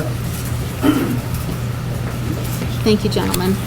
Thank you, and thank you for all coming today so that we can hear each other's points of view on this important project. My name is Karen Ash. I'm serving currently as president of the Concerned Citizens of Allegany County, a 501c3 not-for-profit organization that's been operating for 30 years, protecting the environment and public health in Allegany County. As a 501c3 educational organization, CCAC has an obligation to broaden public understanding of the potential environmental and health risks associated with industrial-scale wind development in our county, while also recognizing its potential benefits. Rather than taking a position for or against the Alle-Catt project, we advocate instead for the preservation of Allegany County's clean air, water, and soil so that all living things can remain healthy and thrive long into the future. CCAC has spent over a year researching potential impacts of this proposal and has reviewed the final application insofar as the short time frame has allowed. Now that the final application has been accepted as complete, there are myriad serious issues identified by interveners. The following are examples of issues where the application lacks sufficient information and analysis. In regard to the environmental justice area located in the town of Centerville, an environmental justice area triggers enhanced impact assessment for a community and its cumulative vulnerabilities. It cannot be dismissed by drawing a small diameter footprint around each windmill site and concluding in the application that there are no EGA issues within that isolated bubble. This does not satisfy the spirit or protections established within the environmental justice legislation and regulation. Large-scale generating facilities such as the Alle-Catt proposal have been shown to create discharges of current to ground, which is known as stray voltage. Also dirty electricity, electromagnetic fields, and dumping of current during times of grid overload. The effects of these conditions can accumulate into significant currents and affect living organisms, as well as interfere with anode protections on existing gas lines. One such concern is a proposed pipeline such as the Northern Access. This will transport 442 million cubic feet of natural gas per day under very high pressure in a 24-inch diameter pipe. This project is proposed to be constructed just a short distance west of the proposed wind farm. Electrical discharges during normal operation of the mills and switching stations, as well as during grid overload, need quantification and analysis. The Alle-Catt application does not adequately address potential impacts nor any proposed mitigation measures for impacts from this discharge. There are alternative wind turbine designs under development and testing that will soon render these large bladed windmills obsolete. New designs are significantly more efficient, operate in lower winds, utilize a smaller footprint, and eliminate many, if not most, of the negative impacts characteristic of the large behemoth windmills. The sacrifice zones being approved hastily now may be looked back on as unnecessary in the not-too-distant future. Review of these state-of-the-art alternatives is required by regulation and should not be sidestepped by the applicant nor ignored by the review board. Analysis of impact to property value should be prepared specifically for this locale, not to use trends of property impacts in vastly different settings, especially when it's related to the environmental justice zone in Centerville. Reduced property values could drive the zone deeper into poverty. Is the proposed generating capacity of this project compatible with transport of electricity to areas of need via the existing grid lines? Will the load on the grid necessitate the dumping of our most efficient and sustainable electricity from Niagara Falls? Analysis of how the numerous windmill farms already in place and others that are proposed will interface with the grid and impact current sources should be included in the review of the Alle-Catt Wind Farm. Will this project trigger a need for new high-tension transmission corridors? These questions and comments are made in the hope of having the applicant provide more solid information on which the public and the review board may formulate truly informed decisions. Thank you.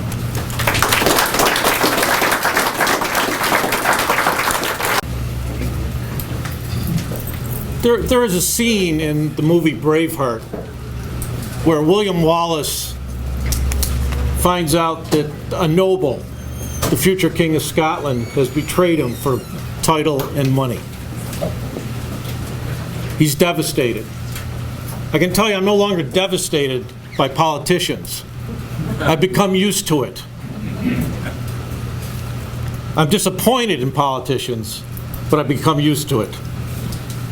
The town of Farmersville Town Board seems to have some nobles on it who have dealt continually with the energy company at the expense of the residents and the landowners in Farmersville. And it's highly disappointing. It's disappointing that many of them have financial ties to leaseholders or themselves being leaseholders, and yet they still won't listen to the residents of Farmersville and the landowners. We've had a public hearing, we've had a public information meeting, we've had a postcard mailing. All those things showed overwhelming opposition to the power project. And I was pleased when the lady talked about the Amish. In this state, the governor has said there's no room for conservatives. There is no group in the state more conservative than the Amish. And somebody needs to speak up for them. Some public official needs to speak up for them, and I have not heard one yet in this whole process over the last year and a half. I apologize to you and to your people. Cattaraugus County is already green. People come to this county to escape the city and industrial development. They come here because of the hills, the forest, the water, the trout fishing, the deer, the bear, the turkey, etc. Power projects make sense in certain places of the state, but when you come to what's called the Enchanted Mountains, a power project does not make sense. What are we going to start calling it? The Power Project Mountains? Instead of the green Enchanted Mountains? It's time we said no to this project. Thank you.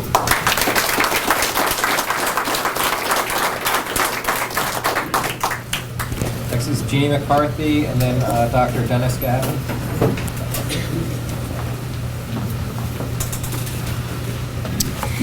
I made a presentation to the Cattaraugus County Health Department in December, the main point of which is, among many, infrasound and low-frequency noise is created by industrial wind turbines, and it has been known for decades that long-term exposures to these frequencies cause many illnesses, some of which could even lead to death. The presentation is available on YouTube. It is under 9 minutes. I urge you all to watch it. It is too in-depth to go into here. I've given these gentlemen a transcript and about 100 references on that and what I'm talking about today. It is entitled, Board of Health Hear of Wind Turbine Sickness in Cattaraugus County. Web pages, organizations, and lawsuits are all over the internet attesting to these health issues, some also arising from audible noise and shadow flicker. And aside from the money being made by people who obviously don't care, I can't for the life of me understand why these things are still going up so close to people, especially since oaths have been sworn to protect the health, safety, and welfare of New York citizens, not to a corporation or to the governor. The Cattaraugus County annual net financial impact due to the project is estimated to be a loss of nearly $4 million, according to a sheet I just got from Ginger. These massive turbines are antiquated technology. These nearly 600-foot-tall monstrosities are as tall as 2 statues of Liberty, stacked on top of each other from ground to tip of torch, less about 15 feet. Keen Stim, CEO of Keen Wind Turbines in Amherst, has developed a Newtonian wind turbine. He says that his patented design, where the blades are contained within a cowling, is much better than a 3-blade turbine, which only converts about 1% of the wind into energy. The Newtonian design converts 50%, so they are about 50 times more efficient right off the bat. It works in up to hurricane-force winds, while traditional turbines only work with wind speeds between 15 and 30 miles per hour. STIM's invention is 1/12 the size of other turbines and is so small and low it is just above the treetops. It makes no audible noise or shadow flicker and sells for about $250,000, or 5% the cost of a wind turbine, according to an article by WBFO's Chris Cava. I've met Mr. Keen STIM. He actually cares about people in the environment. Why should we have these enormous turbines that require so much deforestation, make so much noise, and are so much less energy efficient and cost efficient? Leaseholders may be harmed the most because of their proximity to these illness-producing behemoths, especially if they have signed non-disclosure agreements keeping them from being able to complain. The way these companies come in and schmooze people with financial benefits before all potential problems are discussed is abominable, particularly if leaseholders are involved in the lawmaking decision process.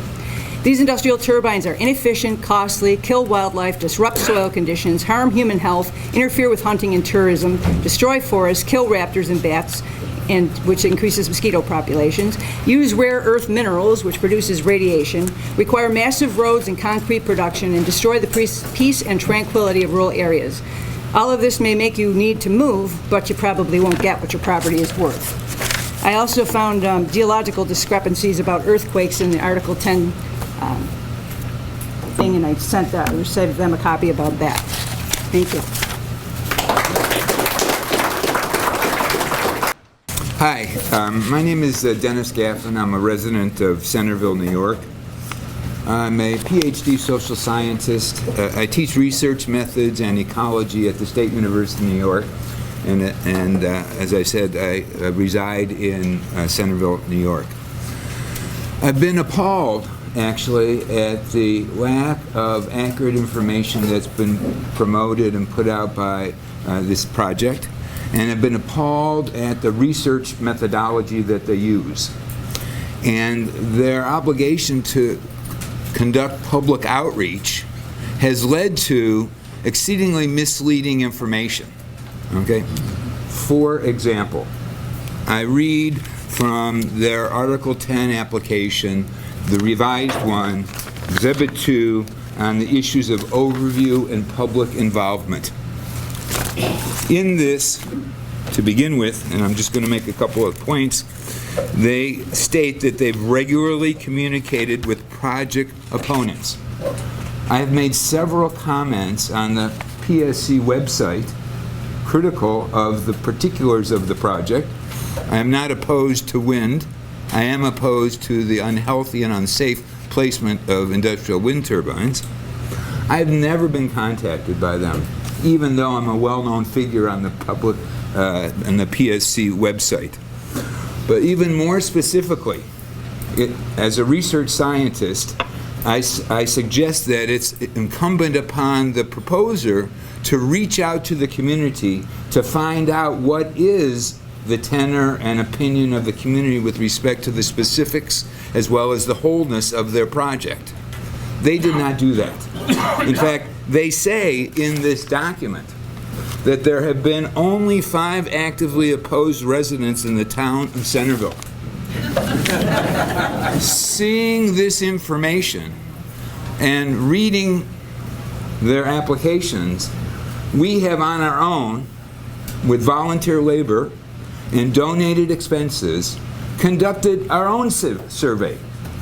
I have in my hand an incomplete list of 75 people in the town of Centerville with their names, addresses, telephone numbers, etc., that are opposed to the Centerville wind turbine facilities. This is only a partial response. I can't claim that this is fully representative of everybody in the town because we only had about a 33% response rate to our survey. But within that, we had 68 people say that they were opposed. The survey did not simply ask, are you opposed or in favor of the turbines. The survey had specific questions about setbacks, et cetera, okay? And we have all the details of the responses to the particular questions as well as to their general opposition. If I were grading INVENERGY's research methodology, which includes lots of misleading information, what's called in the literature selective perception, by paying attention only to certain research studies about shadow flicker, noise, and multiple other things, paying attention only to the studies which support their position, I would flunk them. Okay? Because they selectively choose studies which only support their position. All research scientists know that you take into account all studies when you come up with a conclusion about something. They clearly have not. Again, if I were to rate their research methods, I would flunk them. If I were to rate their research ethics, I would flunk them. Thank you.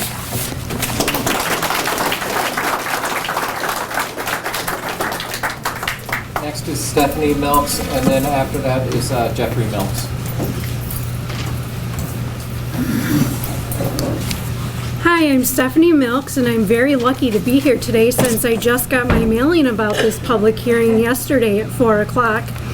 There was no postmark, so I went to the post office just this morning to see when INVENERGY actually put them in the mail, as our community is already pretty suspicious that they're not being transparent.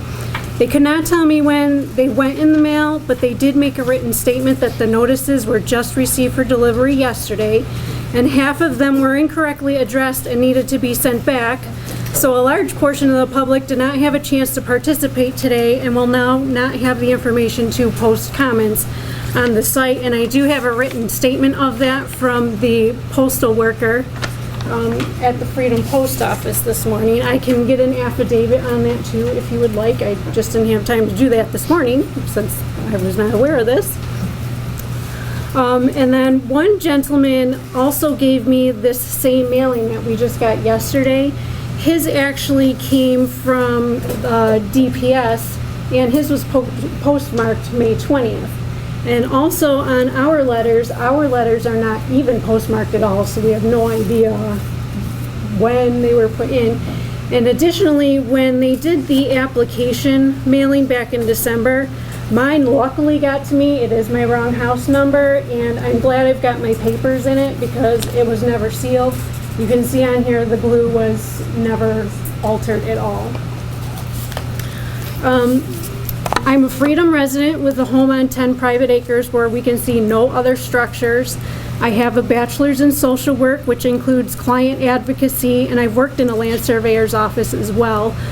Just a quick mention, the maps INVENERGY provided in the application and on their website are deficient. I've got lots of comments about that here.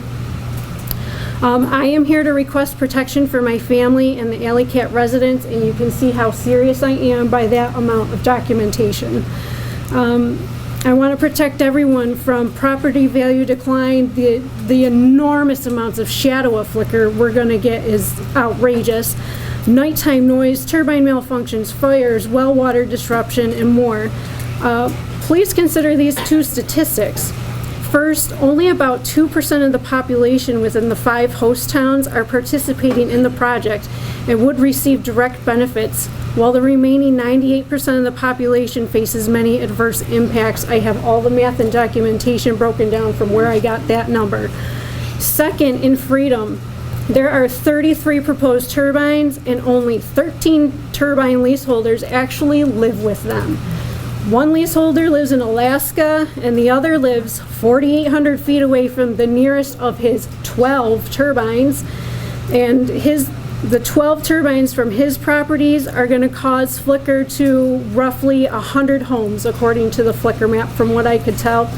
He'll be making millions, we'll be getting nothing. I'm submitting all relevant documentation of my statements due to time constraints today. I will make further submissions over the next few weeks, and I do kindly request your review because this is going to affect us for the next 40 years. Please add conditions to the permit, as Freedom's Town and Planning Board members are acting as INVENERGY agents, save two that do not have direct or indirect conflicts of interest.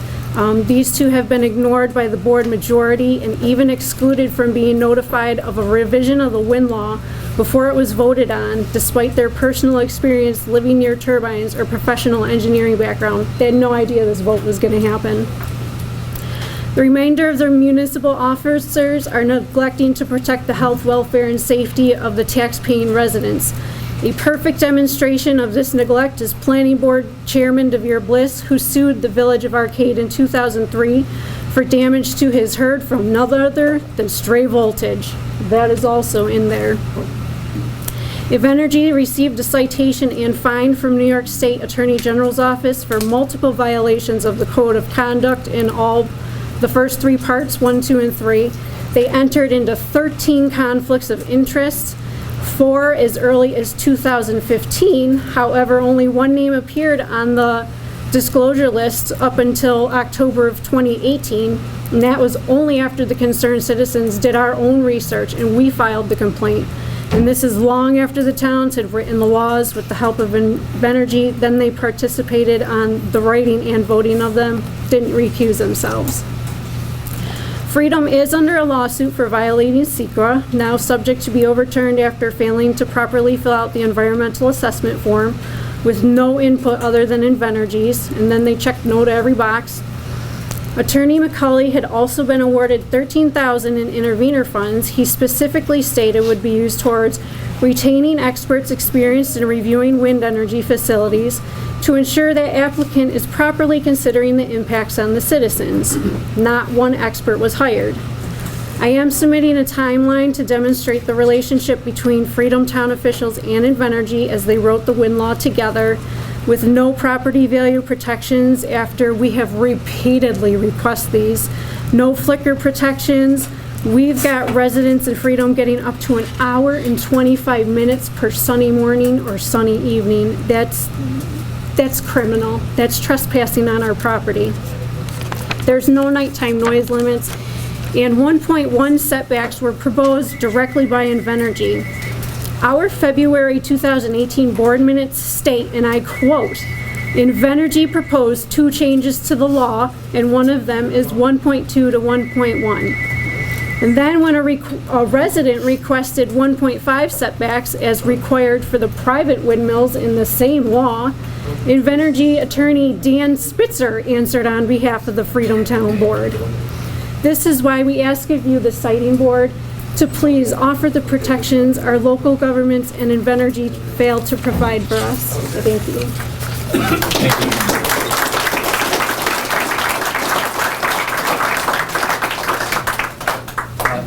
Next. Good afternoon.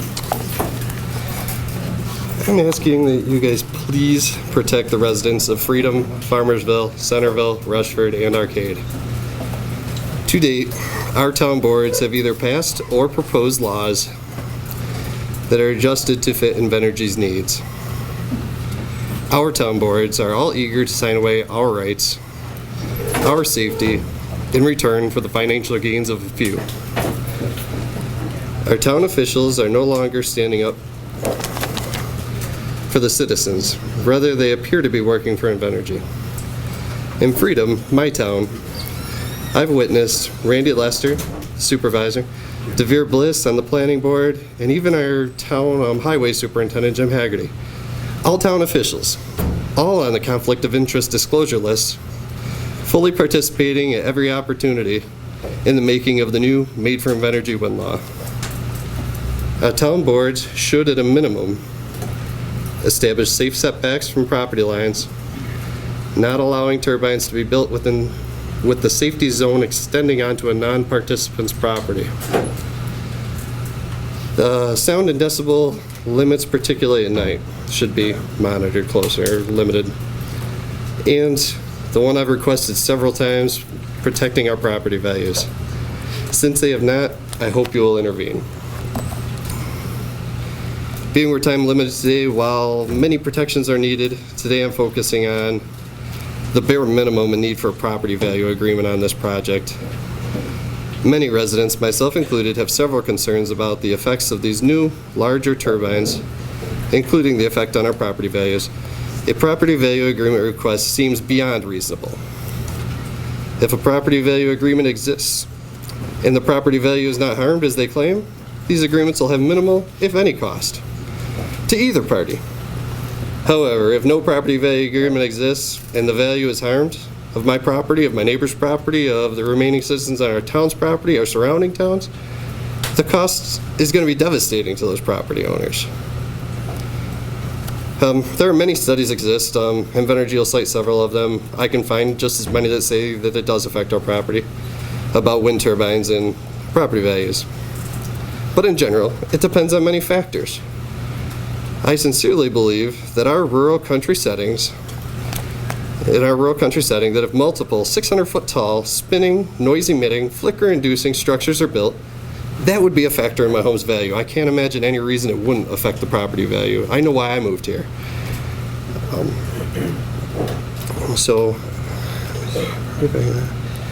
And the property value agreements can be done. I know INVENERGY doesn't want to. I've included a few that I will pass along to you guys for reference.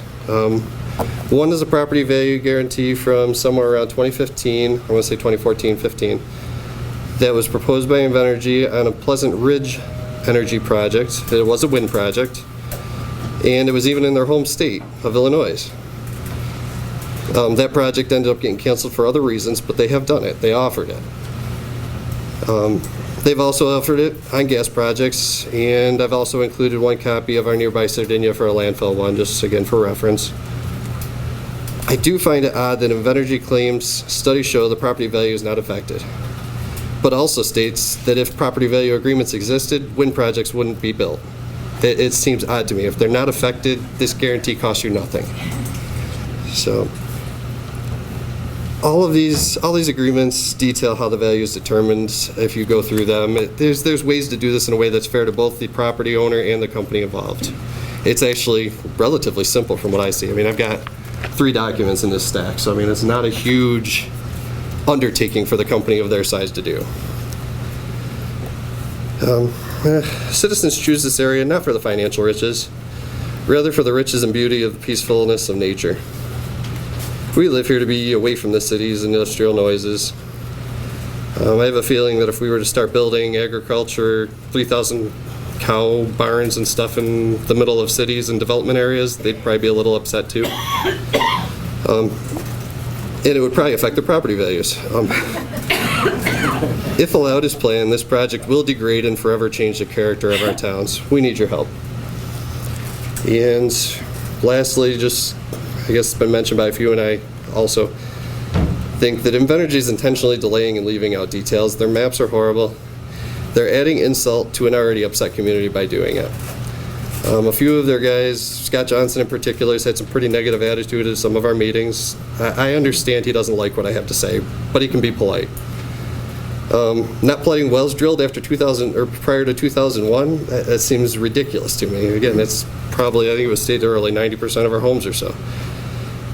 Providing the maps in black and white and not color, when they have to be in color to understand them, for those who don't have internet access, even as simple as the required notification for this meeting today, mine arrived yesterday.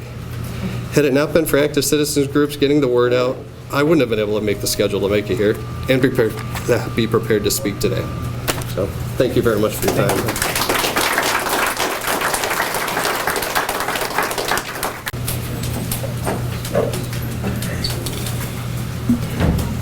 Thank you. Thank you, everybody, for coming tonight. I'll tell you that I personally have worked on a wind farm project. Just to back up, my name is Gary Swain. I do live in the town of Machias in the county of Cattaraugus. I've been there since the late 80s. Before that, I lived in Arcade for a short period of time, as I'm sure there's plenty of people in this room that have moved around, and some people that have been here all their lives.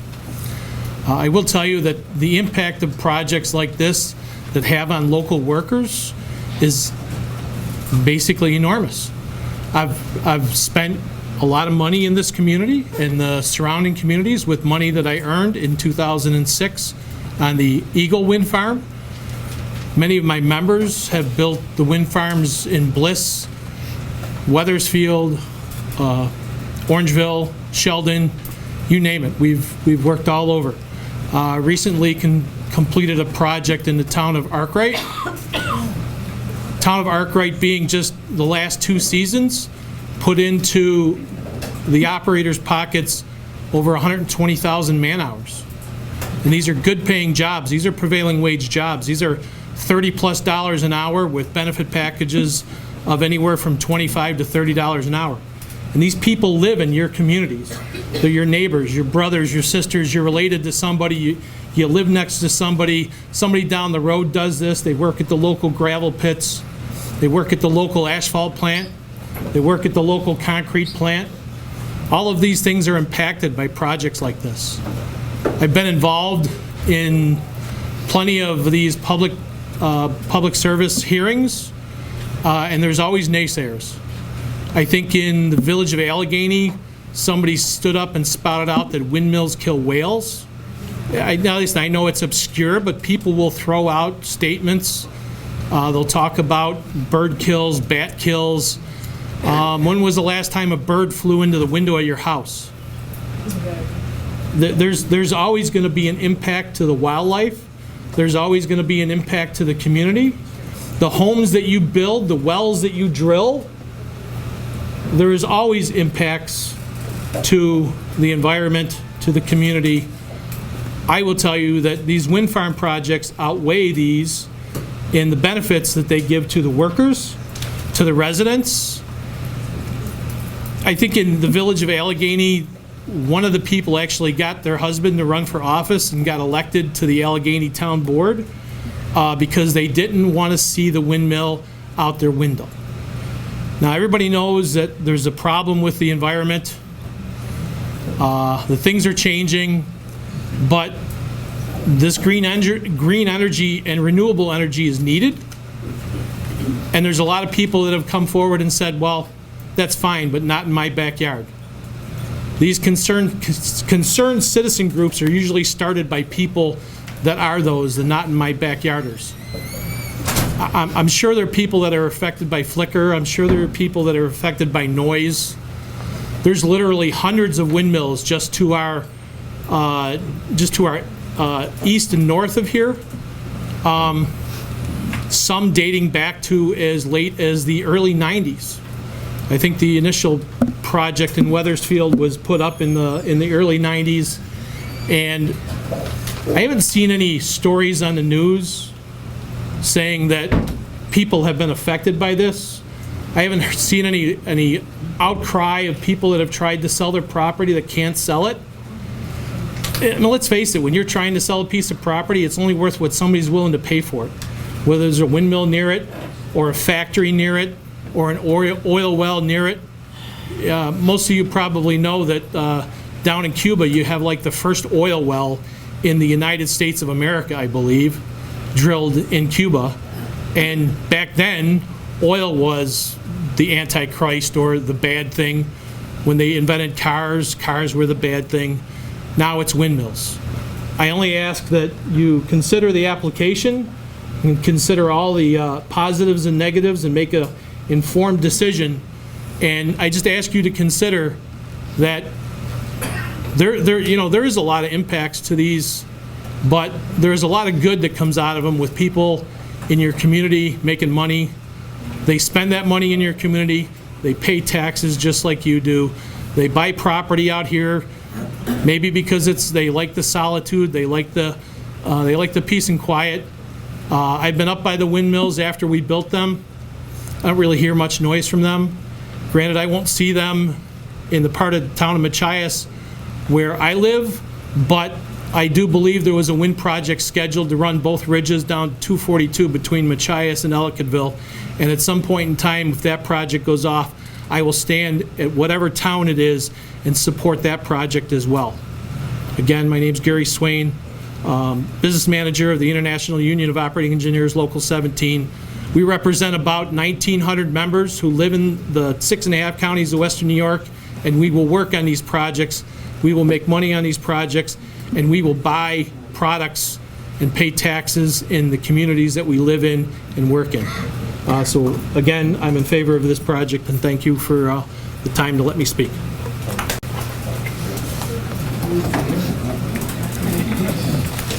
Thank you for this opportunity. I did want to say I live adjacent to the town of Arkwright.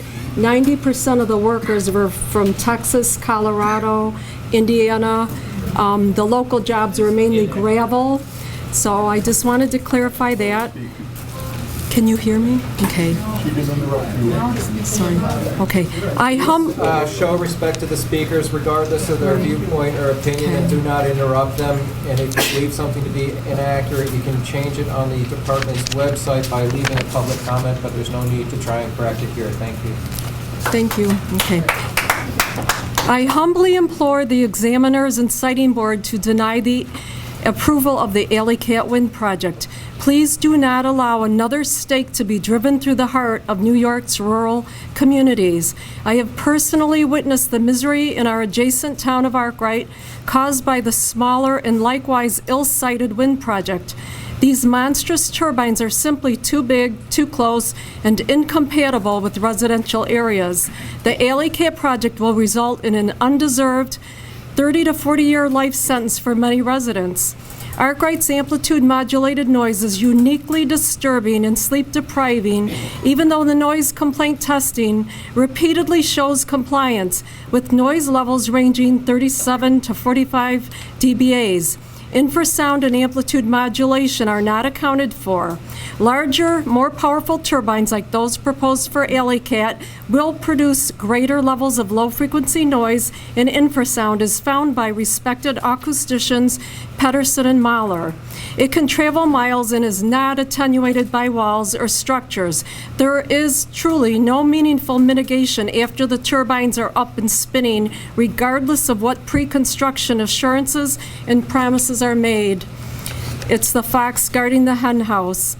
The massive Alle-Catt project will further degrade and fragment habitats, which the IPCC acknowledges is the leading cause of species decline and extinction. It will continue the foolish conversion of New York's rapidly dwindling agricultural and rural lands into industrial zones. Short-term economic gain will be insignificant compared to long-term economic losses incurred from this project. DEC staff testifies the most commonly killed bat species, migratory bats, cannot sustain the foregoing estimated levels of mortality. We need our bats. They are vital to agriculture, pollination, the economy, and in controlling increased vector-borne illness. INVENERGY's Eric Miller's rebuttal testimony for the number 3 wind is disturbing and revealing, putting profit above all considerations. His testimony shamelessly derides and chastises the state agency's efforts to safeguard the residents and the environment. He further bemoans basic and necessary accountability, documentation, and certificate conditions requested by DPS. This developer's attitude is a red flag, unacceptable, and puts the Alle-Catt community at risk. INVENERGY uses a disingenuous ploy of feigned concern regarding climate change and feigned worry about meeting New York State's CES goals to promote the project. In fact, the Alle-Catt project will disturb and degrade 30,300 acres, destroying valuable carbon sinks, including CO2 sequestering soils, trees, flora, and bogs. Likely the CO2 from turbine manufacturing, cement production, transport, construction, backup fuel will take most of the life of the project to even pay back. Please ask to see INVENERGY's electric bill for operating wind projects to compare electric generation to what they draw from the grid. What is there to hide? They never want to disclose that. Here's a reality check. By INVENERGY's own calculations, the CO2 offset for their number 3 wind is a negligible 0.05%. The land-grabbing Alle-Catt, approximately 3 times larger, will be lucky to net a 0.15% CO2 offset. The effective Operating capacity factor for wind in New York State is only 10% per NYSO. That's what can actually be utilized because of diurnal patterns. In addition to this absurdly low figure, NYSO 2019 report reiterates the major transmission constraints for renewables in upstate New York that are increasingly getting worse. Who is listening? Why put the cart before the horse? It will likely take 10 years before adequate transmission is built to relieve this bottleneck. By that time, highly efficient molten salt reactors or other renewable technology will likely be available and can be sited close to downstate demand. In the interim, Long Island and New York can utilize solar on skyscrapers, parking lots, commercial buildings, factories, and turn off their neon signs, turn down their thermometers, conserve. Upstate New York already has 88% carbon-free electricity. It is very alarming to witness the frantic scrambling of wind developers and overburdened state agencies trying to meet PTC or CES deadlines. At what cost? This is a recipe for disaster, leading to accidents, poor design, careless construction, and regrettable outcomes. There is no viable recycling for these massive, some 200-foot blades. An industry that calls itself sustainable and renewable cannot send millions of tons of plastic waste to landfills each year. It's bizarre to me that we are more concerned with tiny plastic straws. The wind industry is suffering from a lack of qualified wind technicians, construction site managers, cranes, and turbine transport vehicles. This will become ever more evident as these multiple utility-scale projects all push hard to meet the 2020 COD for safe harbor status in the PTCs. Case in point, Cattaraugus Wind Project is even advertising in the United Kingdom for a construction site manager. Not comforting to know. The current climate policy focused primarily on electricity generation. Electricity generation contributes only 1/4 of man-made CO2 emissions. Opportunistic wind and solar lobbyists, especially ACE New York, have had an undue influence on New York State energy policy, selling these projects as a panacea, the answer for averting a climate change crisis. Nothing could be further from the truth. New York is quickly becoming the poster child for renewable energy gone wrong. Thankfully, it is not too late to go back to the drawing board and do renewables right. Please vote no to the Alle-Catt project. Thank you.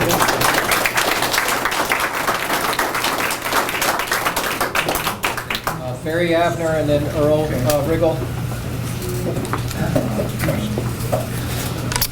Just for the record, I never received notification for this meeting. I recently learned that over 2,000 acres of forest will be destroyed because of this project. I purchased land in Farmersville because I wanted to build my retirement home in an unspoiled area. Now I am waiting to build until I find out what this project is if it's going to go forward. Property values aren't going to go down. Can you imagine trying to sell a home with one of these things in your backyard or front yard? I can't. Why would anyone invest a substantial amount of money, hundreds of thousands of dollars, to put up if property values will decline or you can't sell it? I can't be the only person who's asking that question, which begs other questions. How many upscale estates are being built near wind turbines? How many businesses specifically move into areas where wind turbines are located?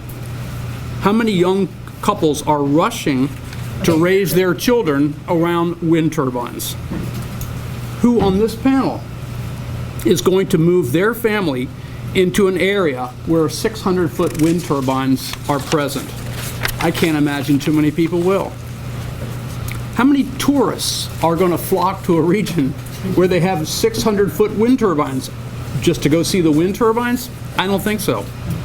How about new golf courses, new state parks, new recreation areas, bed and breakfast, or upscale resorts are going to move into an area that has 600-foot wind turbines? I don't think so. How many private developers are floating innovative land use proposals or filing building permits near 600-foot wind turbines? No one's looking at those figures. I don't think it's happening. If you need unencumbered air, why not just put them offshore on Lake Erie or right onshore? Probably not, because too many deep pockets and too many votes will get lost. Let them choose an area that there's a problem with energy. We don't have a problem with energy in this area. So here we are with this decision. From an economic development standpoint, nothing leads me to believe that this project will be a catalyst to increase the intrinsic value of this region. Ultimately, we just become another parasitic host to corporate greed and short-sighted government land use planning. Please don't let this happen to this community. Thank you.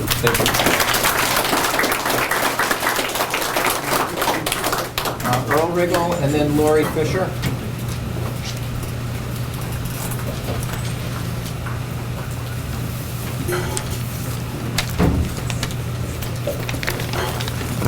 Earl Riggle. I would like to share a timely prophetic quote from John Muir Trust. It is being fulfilled right before our eyes.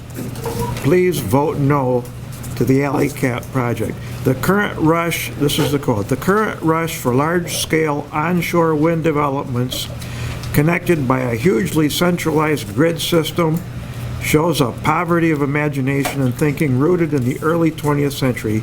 If attention continues to be focused on increasing renewable energy targets without any requirement to demonstrate what each development will achieve in greenhouse gas emission reductions, including all aspects of the generation and transmission, we face a possible worst-case scenario where we achieve renewable energy targets through inappropriate developments and at great cost to important environments, only to discover that our greenhouse gas emissions are up, along with our energy consumption, and our energy supply is not secure.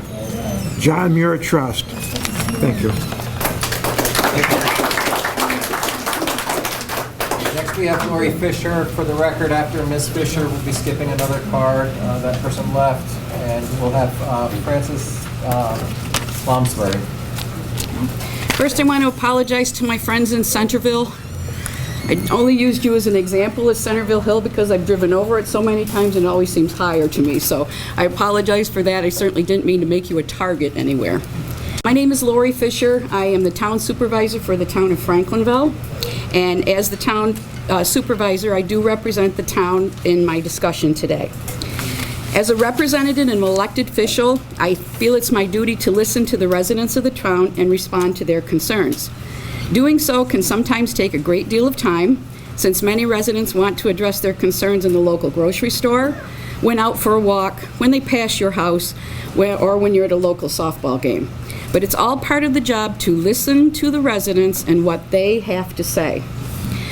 I have never been approached by a resident in my town who wants to promote and approve of the windmills that may go up in our area.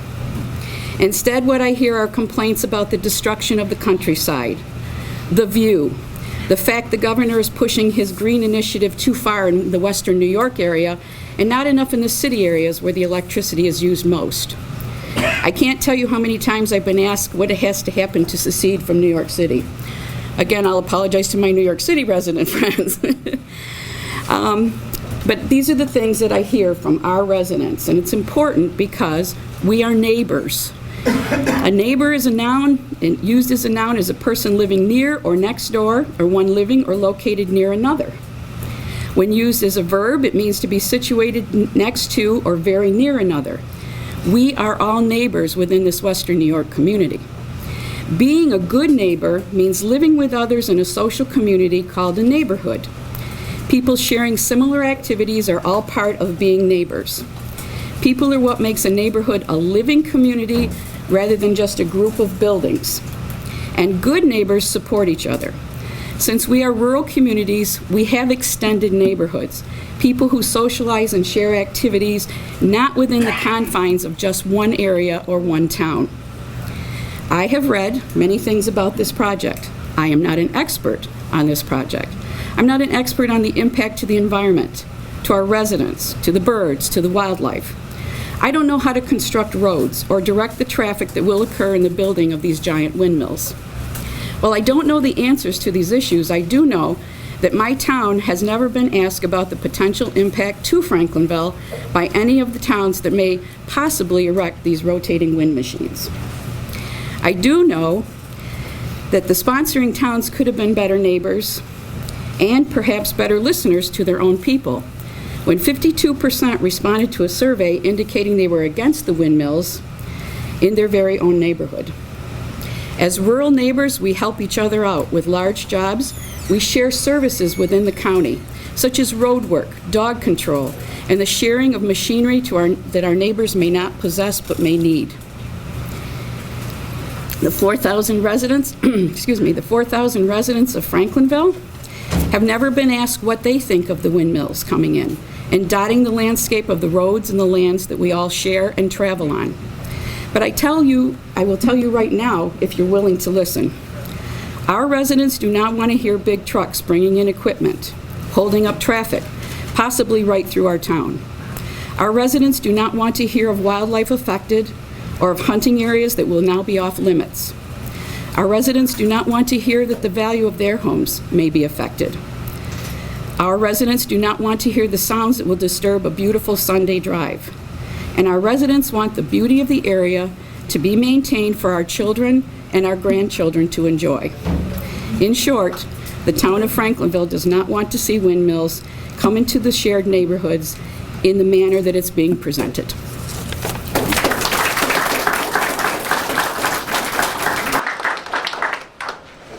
Next, we have Francis Lounsbury and then Stephanie Morgan. Hello, my name is Francis Lounsbury. Many of you know me as Pete.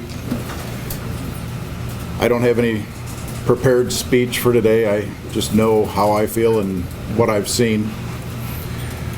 I grew up in the town of Machias, moved into Farmersville about 15 years ago.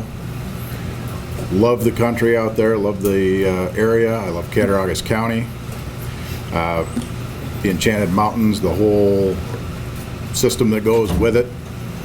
The county themselves has basically stated that this does not fit within their scope with what they're looking for. I tend to agree. In my town in Farmersville, we had a wind law in place, and the current proposed project does not fit within that. Our wind law is still in place at this time. I have never stood in any of these meetings and said that I am opposed to green energy, but the project, the current project, as written, as proposed, doesn't fit. It's not within the scope of what we want. It's in our town. We've had a mailing poll. The overwhelming majority was opposed to the project as it's written. The project as it's written doesn't meet the World Health Organization standards. It doesn't even come close, not even by half on some of them. I don't understand why we're entertaining only one company coming in here and offering to set up, whatever few jobs they're actually making. There's got to be other companies that can come in, fit within the scope of where we live, fit within the beauty of the area. There has to be other options. It just makes no sense to me. The pilot agreements make zero sense. I don't understand why any business would come into the area and not be taxed. I run a local business. I guarantee you it pays a lot of tax. The project, Alle-Catt Wind Project, as it's presented, as it was proposed, their application, which is why we're here today, I'm hearing all kinds of discrepancies in that application. Not just one or two, but a lot. I really hope you consider that the entire reason that we're here now is because of that application, and if there's that many discrepancies in it, I think it may not even need to go forward from here. I think those really, really need to be considered. So, as stated, I am absolutely opposed to the project as it's presented to us, as it's applied for here. If they were to come back with a project that fit with the area, that fit with the local laws, hey, we'll take a look. I'm all for adding to the towns, adding money to the towns, but not in this way. Thank you. Thank you. Following Ms. Morgan is Tom McHale. Hi, I'm Stephanie Morgan. I am a resident of Farmersville. A gentleman pointed out earlier this evening or this afternoon that nobody complained about the windmills in any place as far as Weathersfield in particular. That's because we all moved out. We didn't want nothing to do with it. That's the God honest truth. We lived out there, my mother and I. My grades suffered tremendously. I'm from a background where I lived in Maine. It was very rural. It looked like where Mr. Lonsberry and I live, and it is a sanctuary within itself. It is beautiful. We've got orchards, we've got deer, we've got foxes, we've got beautiful landscaping. And if I look across our patio, there will be 70 plus all the way across, and that is not something that I want to raise our daughter with. She comes back from her mother's and says, it's home, it's beautiful. And everything that she endured out there was nothing but chaos and screaming and yelling with all kinds of noise. And to her, it sounds like bees. And being her step-parent, I understand. I've got anxiety. I've got depression. And a spin-off of other people. We used to be neighbors. Now, we don't ask for that cup of sugar anymore because they don't want the windmills, or they do. This is splitting up our families. This is splitting up our homes, and it's not fair to us. I want to honestly come out and say thank you, Mr. Duncan. You're the only one that I see here that is part of our board that showed up, and I'm sorry, honey, you look very uncomfortable. But thank you. I see our potential candidates and come up and speak for what they feel is correct. We don't want to raise our children or raise our grandchildren or great-grandchildren, if we're lucky enough, into this industrial, I don't even know what you want to call it, because I wouldn't want to live there. I lived there once. I saw dirt all the way around. I didn't see nothing pretty about it. There's not somebody going up and planting flowers around these windmills because nobody's proud of it, other than the people making money off of it. So I'm just asking, please do the right thing. I don't want to have to go through more medications with my daughter because she's suffering too. And she's only 14. It's not her fault that INVENERGY is pushing their stuff down our throats. Thank you. Tom McHale, and then Roy Harvey. Good afternoon. I'll keep it brief. We've been here a while. My name is Tom McHale. I represent several hundred laborers, construction laborers in this area. I understand both sides of the windmill, wind farm, project. All I can say is it means a lot of jobs to our members. Jobs are few and far between. They're hard to come by. They're good paying jobs. A lot of people think that the work we do is temporary jobs. We're here for this project, but it's part of what we do. We go from one job to the next to the next. These jobs are very important. INVENERGY has made a commitment to use local labor. I've worked with several wind developers all over the state. Some of them are like INVENERGY, willing to use local people. Some of them aren't. I just think it's important that whatever the project is, that they use local people so that the money made, the money paid stays in the community. It's important for the tax base, it's important for the residents, it's important for everybody. Thank you. Thank you. My name is Roy Harvey. I'm from Chautauqua County. I'm a documentary filmmaker. We've documented what's gone on in Arkwright for the last 2 years, the construction, the destruction, the building, and the implementation of these things. And we passed out these. We've made about 75 of them. If you'd like to see them, we can make them available to you. But you can also see it on Chautauqua Updates on YouTube. One of them is called "Get Out While You Can," and that's a quote from people who live there in Arkwright. Get out while you can, because there's nothing you can do to stop it. At least it wasn't there. There may be here, because yours are much larger than ours in Arkwright.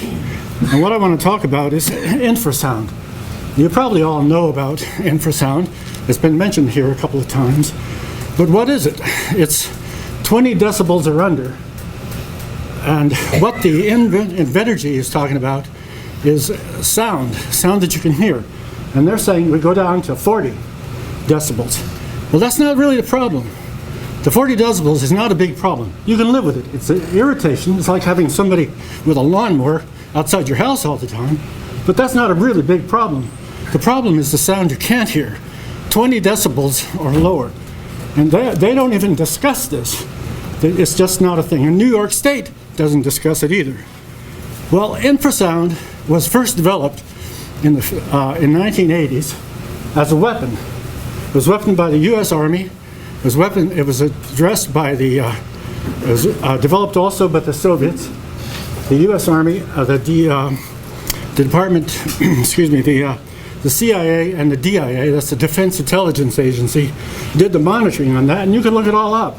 It's available. And what kind of damage? Now, they didn't use infrasound as a weapon because it wasn't really effective. Why wasn't it effective? Because not everybody was affected the same way. Some people were driven nearly crazy by it. Heart palpitations, insomnia, all sorts of problems. The effect on your heart, etc. The ability to sleep. Now, this is not something we're just making up. The literature is all there. But also, the people in Arkwright, they'll tell you, they know, they sometimes have to stay in their basement after being outside for about 2 hours. There are all sorts of problems that people say, oh, my animals are not affected. We've documented people, animals who have died, many of them, horses, calves, chickens are not laying. There's all sorts of problems. Now, how does this infrasound work? The pole is here. The blade is in front. When the blade passes the pole, it creates a pulse. This pulse lasts, as some other people have said, in perpetuity. It goes essentially 14 miles with a dangerous effect on people. And it passes through any object. It doesn't go around. It doesn't stop like sound does. Each organ in our body has a particular kind of acoustic resonance. The human eye, for example, resonates at about 18 hertz. Now that's 2 hertz below the 20 that infrasound is. It causes problems with hearing, headaches, vision, and vertigo, and the disturbances of these infrasound are really well known. They produce, and you can look this up, it's very available throughout the world. Europe is doing the best studies. Germans did one. One of the videos here is a German video, and it produces all sorts of ill effects, such as fear, anxiety, and others. So, as I say, it doesn't have the same effect on everybody, and it does extend as long as we've documented this thing, as long as 12 miles out for chickens not laying their eggs. And that's just one thing, but there are many, many others. What they have in Arkwright is lower than your 600 or 592, whatever they are here. The larger the turbine, the larger the blade, the bigger the swish, the greater the infrasound. And you're going to have to live with this. You're going to have to hide from it. And many people know, get out while you can. And that's what they did. And what they're doing in Arkwright is they're suing. Approximately 2 weeks after the turbines were turned on, some 200 people, and that's a large percentage of Arkwright, gathered to meet with a lawyer to find out, how can we sue? Now what they did is they said, okay, we're not going to protest this anymore because it'll affect our lawsuit. We're going to wait until we can get our lawsuit. Maybe there'll be 6 years, maybe it'll be 10 years, but we're going to get something out of this after this waiting. Well, you don't want to wait It's going to drive you out. It's going to reduce your property values. We've seen that over and over. And one more thing. I think last, the continued acceptance, installation, and operation of these giant infrasound turbines constitutes a crime against humanity. Unless further studies are done and informed consent is obtained specifically regarding infrasound, people are not adequately informed, and the Article 10 of the Nuremberg Code, 1946, stipulates that individuals should have the legal capacity to give consent, and they're being experimented on, because this is essentially an experiment. The INVENERGY is not even mentioning in real terms infrasound. They stick with the acoustical sound. So the people should be so situated as to be able to exercise free power of choice without the intervention of any element of force, fraud, deceit, duress, overreaching, or other ulterior form of constraint or coercion, and should have sufficient knowledge and comprehension of the elements of the subject matter involved to make them an enlightened and informed person. Without information, you're being used as a guinea pig and should not allow it to happen. Thank you. I have a friend who lost a child to opioids. And that friend came to the conclusion that if all of you who smoke pot, take opioids, didn't buy the product, there would be no crime associated with it. There would not be the number of people we have dying from it. Doctors wouldn't be prescribing it as often, so on. The point I have to make with that is every one of you here uses electricity right now, and you buy it from the Exxon Valdez disaster. You paid for the killing of animals in the sea. I used to be a scuba diver. You've paid for Fukushima. You support plants that bring you electric right now, Rochester, Northern New York. They bring you electric, and as long as you keep paying that bill, that electric's coming in. So you are responsible for part of the problems that are out there. My original reason for coming here was I represent Taxpayers United. It's farmers, a large group of people who are afraid to stand up in front of all this naysaying, who want somebody to stand up for them. And I'm doing that today. I want for my town, the town of Freedom and the other towns, I want the income from a green energy project that takes air and turns it into electricity, does not pollute my groundwater, does not destroy my hearing. Whales project infrasound 1 to 200 miles. Scientifically, I don't know whether it's 150 or not. I'm a scuba diver. I've heard many sounds underwater. Elephants, I've been to Africa. Their infrasound, they transmit their sound to their buddies or other herds through the ground. They say it'll go 5 miles or more. Are we going to kill the whales, kill the elephants? I don't think so. What I want for my town is to have income for my town for the next 20 to 40 years. Projected $7 million a year or more, with a 2% increase every year. The projected income in the area, $35 to $50 million during construction for 3 to 5 years. All of you people don't give a crap about your neighbors, in my opinion. You're fighting to keep them from having their taxes paid. Cattaraugus County has been losing people for over a decade because there are no jobs. You're attacking my friends, the farmers, who need the income from these windmills. Those of you, I came out from the city in 1971, and I came out here and I know my neighbors. I like my neighbors. When I retired, I moved here. I've been over 25 years living here now. My taxes have gone up 275% or more in that period of time. And every one of you here who are not a yuppie and can afford to stay here can say what you want, but your poor neighbors are suffering because there's no way to replace that income. I want that income for my town. I'll fight for it, and I hope that we get this project because it does no damage. While you people buy your electric, kill wildlife, white-nosed bat disease is what kills. I've got all the stats that are real stats. I've heard some that are real here from the opposition. I've heard some that are true. That's it. Thank you. I see representatives from the other towns here. Is there anyone here from Centerville? Any representative? None of them. Figures. To start with a little history. You want to speak up for Centerville? Because I will. And if I can run for Centerville, I will. Okay, well, let me finish here, then we can get into that. But I'm going to start with a little history lesson. Back in 2008, Noble Energy wanted to turn Centerville into an industrial wind facility.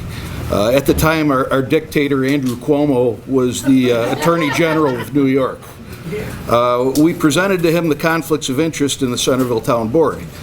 He claimed that while it was improper, somehow it was not illegal. It was certainly immoral. So Cuomo created the Wind Energy Code of Conduct literally because of the Centerville Town Board. Noble wanted to avoid doing a full environmental assessment form to assess impacts of the local wind project law. The Centerville Town Board didn't have a problem with that, but Centerville's concerned citizens did. We were successful in our demand that a full EAF be done if the project was to proceed. Noble decided to pull the plug instead. So now the Centerville Town Board is in bed with another wind company. Our supervisor, Mark Bliss, signed a lease with the wind developer, then voted for a wind law to accommodate the project. When we foiled communication between the developers and the town, it was all through him. Councilman Mike Vosberg was part of the Noble-era conflicted board and has signed leases with the developer again. Several of his immediate family members also stand to profit from the law he voted for. Councilman Max Hodnitz's family members will profit from the law he signed. Councilman Ron Pixley owns property that will need to transport the turbines through our town. Will he be allowed to profit from the law he signed too? Our town board negotiated and voted unanimously for a law that they will profit from. The Centerville Town Board has and continues to act as an agent of the developer. They even requested the Public Service Commission to bypass this very Article 10 process. That was not done to protect the residents they took an oath to represent. It was done to protect the interests of the developer. Centerville did not write the law they adopted. It was written by INVENERGY for the profit of INVENERGY and its agents. It was not written to protect the health, safety, and property values of the residents. The decision our town board made have been made for their own self-serving interests. They have repeatedly shown that they cannot be trusted to protect the people they represent. Their damage is already done. The concerned citizens of Centerville are not opposed to alternative energy sources. We are opposed to the current local standards and the corrupt town board. We ask that you ensure every condition that will protect our health, safety, and property values through this Article 10 process, as our corrupted elected officials will not. We oppose the dirty, underhanded, and dishonest practices of INVENERGY. It seems our communities have been kept in the dark, being fed the lie that this is a done deal and there's nothing you can do about it. INVENERGY's public outreach has been the exact opposite of what Article 10 requires. Many residents regret having been coerced into leases without full disclosure. We request that you punish INVENERGY for the dishonest, heavy-handed practices to ensure that it does not continue. If Alle-Catt is to proceed, this entire process should have to start over from the beginning. Thank you. And then Eric Spores after that.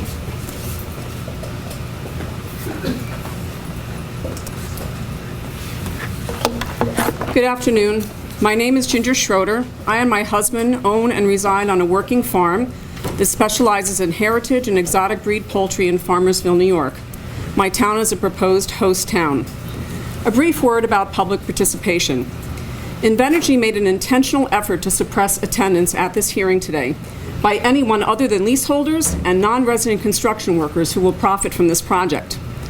Leaseholders were called from the INVENERGY office in Arcade over the past 2 weeks. We know this because an office shares a wall with another local business that can hear what is said in the INVENERGY office. Heads up. Construction workers were asked to come and leaseholders were begged to come. Yet yesterday, Farmersville and Freedom United, the citizen groups, received numerous calls, emails, texts, and posts to their Facebook page from the actual residents in this project who will be affected by this project every day for the next 40 years. These people received INVENERGY's notice of this meeting in last evening's mail, yet it's dated May 20th. My husband and I also received ours in the mail last night. So I ask you, is this intentional or is it incompetence? More on that in a minute. At a minimum, this is a violation of Article 10's principles of full and robust public participation. In addition to farming, I'm a lawyer. In that role, I've assisted citizens who wanted to organize around concerns with this project, and as a result, Farmersville United, Freedom United, and Rushford's Concerned Citizens were formed. Those groups are now being represented by Gary Abraham in Article 10. I'm a vocal critic of the shortcomings of this project's design and the shortcomings of INVENERGY as its developer. I think everyone here knows that. As a result, INVENERGY has taken an inappropriate interest in me, personally. This is reflected in a few ways. First, in Mr. Dax, INVENERGY's lawyer's mischaracterizations of my role in his March 22nd, 2019 letter to your honors. It attacked my complaints to the Attorney General on behalf of the citizen groups and made irrelevant legal arguments. Mr. Dax and the facts do not mix. We were just informed by the AG, the Attorney General, that our complaints were vindicated and that the AG provided all of the underlying investigative materials regarding INVENERGY's violations to my clients this past Friday. Second, after success in convincing the Cattaraugus County Legislature to overwhelmingly pass a resolution directing the County Industrial Development Agency to fully tax any wind project over 25 megawatts, and after announcing my own candidacy for a seat on the legislature in 2020, INVENERGY sent their public relations and communications firm down to the Board of Elections to pore over my election petitions. This is Article 10, folks. My candidacy for the legislature figured also in Mr. Dax's letter to the ALJs, suggesting a conflict of interest on my part and falsely claiming I'm suing a town that I would represent and that I'm generally threatening the towns with lawsuits. Mr. Dax's allegations in this regard demonstrate how woefully uninformed he is about this community and the district I would represent. He seems to have forgotten that lawyers bring lawsuits for clients, and it is my clients, citizens, that are suing their town, one town, Freedom, for unlawfully passing a wind law requested by INVENERGY. I would not be representing Freedom as a legislator. Third, and the most disturbing, INVENERGY has hired an investigator who specializes in smear political campaigns to research and investigate me. How do I know this? How do I know this, do you ask? After a few weeks of receiving varied phone calls from friends, recent acquaintances, adversaries I've litigated against years ago, about an individual who contacted them seeking dirt on me, I became very concerned. After a reporter passed along an email this so-called investigator had written to him, which contained his contact information, I hired my own private investigator to investigate him. This is how the connection was made to INVENERGY. Is this how things are done in the Article 10 process? Is this where all the money INVENERGY should be spending on repairing its horribly poor public participation campaign is really going into building a smear campaign against the people who express opposition and concerns? We have discovered by connecting with many other citizens groups across the United States that is simply INVENERGY's way: bully the opposition, particularly through their lawyers. It will not work. We are going to double down on our efforts to expose INVENERGY's failings, incompetencies, mistakes, and inappropriate behavior that runs counter to the mandates of Article 10. Today, I'd like to tell you about the AG's probe and how they found that INVENERGY does not deserve to hold a permit for this project in the public trust. The citizens in all these towns, all of you know it, it's been in the newspaper, I'm not telling you anything that you don't know. They've been complaining for a long time about the conflicts of interest here in this project. They were frustrated by INVENERGY, and they were frustrated about their public dealings that weren't being made public at all. Recognizing the potential for corruption and self-dealing in small towns, the AG prepared the code. As a signatory to that code, INVENERGY agreed to certain contractual commitments with the AG. One need only read the introduction to the code to understand the insidious practices that made the code necessary and the need for transparency, especially in small towns like ours, in wind development. Key was the avoidance of conflicts of interest or the appearance thereof. All of these citizens group have believed for a long time that INVENERGY was operating in violation of the AG's code. Actually, they believe they've been doing it for at least a year, and they weren't getting anywhere complaining to the town board, so they complained to the Attorney General. That was in early October of 2018. So going into that complaint, we have one disclosure of an interest, a financial interest. Following our complaint to the AG, that list overnight went to 10, and then 12, and then 13, where we sit today. And that was supplemented over many periods with the Attorney General. It was only after the AG contacted INVENERGY to ask for their defense to the charges that INVENERGY's town official financial disclosure list somehow now made all these town clerks, and now we can see it. Meanwhile, the harm to the public has been done. Freedom and Centerville had already passed their respective local wind laws at INVENERGY's request without disclosure of the financial interests of the various town employees and the board members on the project. Farmersville drafted their law with town board member Richard Westfall actively participating in the drafting work session. For those of you who are there, you'll remember this. Westfall has a lease with INVENERGY for the project. Westfall was also the board member who suggested the noise decibel limit under board consideration go from 42 decibels to 50, which is what INVENERGY wanted. All of that has been videotaped. During the investigation, INVENERGY first accused the complaining residents of raising false claims of inappropriate conflicts, and apparently accused me of making similar claims in other communities. I've never represented any other groups in a wind project. I think it's false. However, later in the investigation, notably upon receipt of the AG's initial assessment of their code violations, they changed their tune. INVENERGY claimed that the sheer, and I want you to listen to this, the sheer magnitude of its activities in New York and the burden that places on our development staff was to blame for all of its shortfalls. And they stated that it resulted in not fully documenting and notifying the public as required. It's simply the reality of the situation, they said. We missed some things. So, again, either intentional malfeasance or abject incompetence. Neither bodes well for a developer hoping to get a nod for a permit from the public trust. So this is what the AG has said about INVENERGY. They have failed to meet their obligations pursuant to the Code of Conduct. The Code of Conduct establishes these procedures in order to avoid conflicts of interest, or even the appearance of conflicts of interest. By entering into lease agreements with municipal officers without first securing commitments from those officers to recuse themselves from any official duties in connection with wind farm development, by failing, upon learning an individual is a municipal officer or relative of a municipal officer, to provide a written notice to town attorneys and to the municipal officer of their potential obligation to recuse themselves from official duties in connection with wind farm development, by failing to update and publicly disclose its financial disclosure by posting it on the Alle-Catt website, submitting it to the town clerk, publishing it in a local newspaper, and providing it to the Attorney General's office, and by failing to copy the code, have the copy of the code in its arcade office, INVENERGY created the appearance of undisclosed conflicts of interest. And they go on to say, that this is a very bad thing. It's determined by a preponderance of the evidence. They've considered the relative severity of and relative harm to the public integrity. This is your developer people. These are the people who want to come in and develop your wind farm. And the AG finds harm to the public integrity occasioned by their code violations. Well, this is what I have to say about that.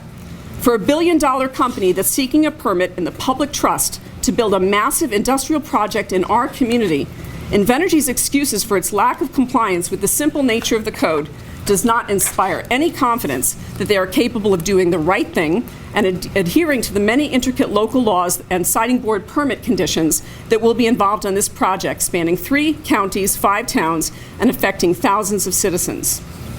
They're going to cut corners, they're going to skirt obligations, they're going to bully oppositional viewpoints, and they're going to do anything they can to cram this project in, all in the name of alleged green energy. And I think the only thing green about this project is the amount of money flowing into their pockets. Quite simply, I think they're a bad actor, and we're going to be asking the siting board to deny their permit. Amen.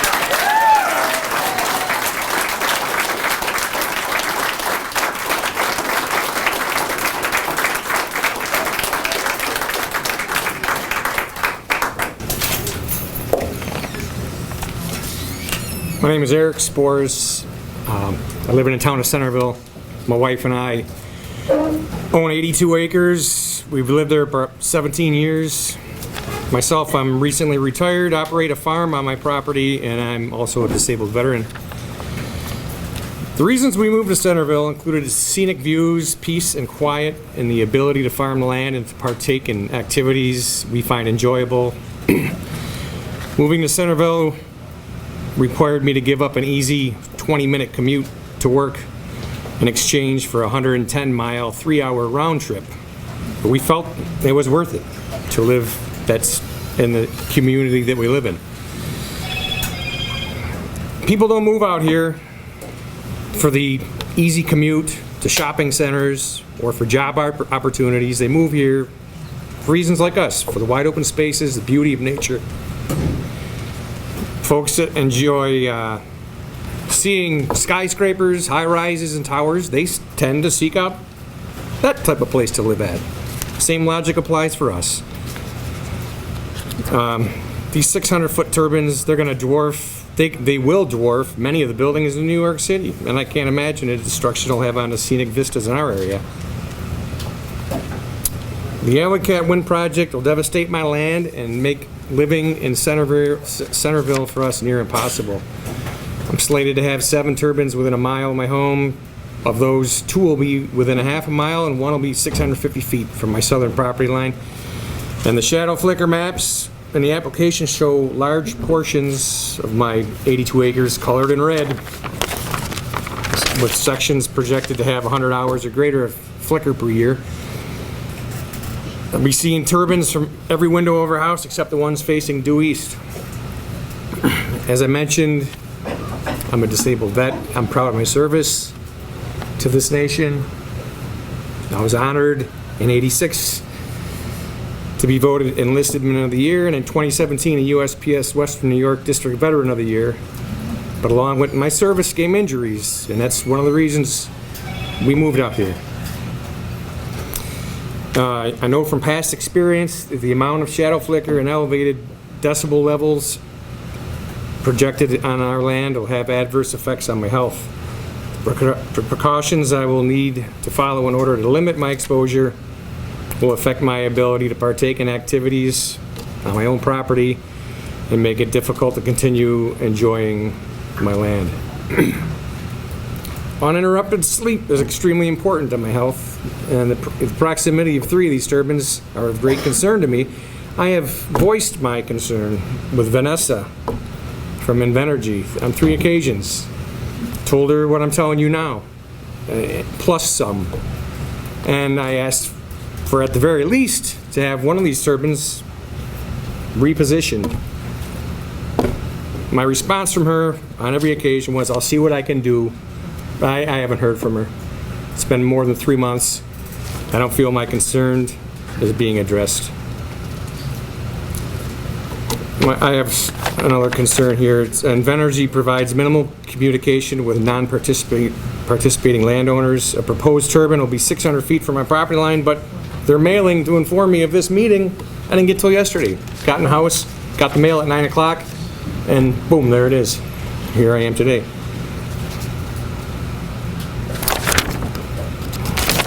I assume that there's a lot of folks in my same boat that are still unaware of this meeting.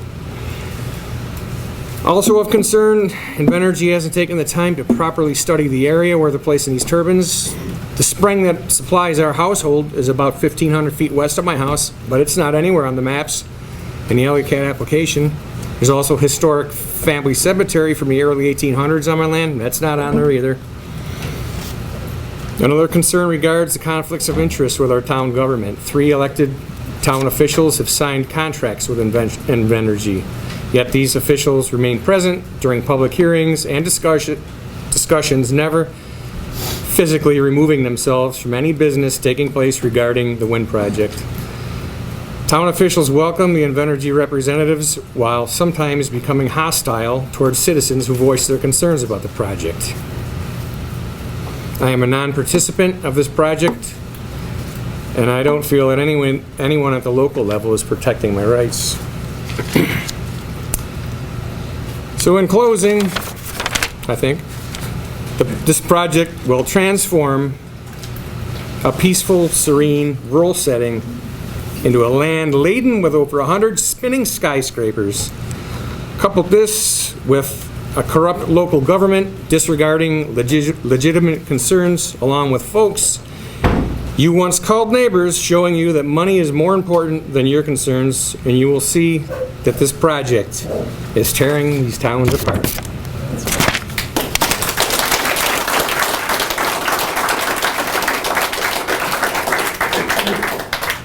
Thank you. Russell Hatch, and then Jamie Lawrence. Good afternoon. Thanks for the opportunity to speak. I'm a resident, lifelong of Franklinville. I have the opportunity to serve with the Franklinville Fire Department, and it's for them that I'm here to speak today. I serve as a firefighter. I serve as an EMT, and I'm pushing 20 years of service.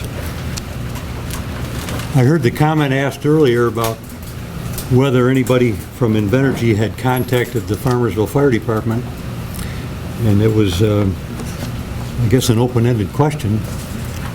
We, by contract, serve as the EMS agency for Farmersville and respond to their calls, as well as Franklinville's and the town of Linden.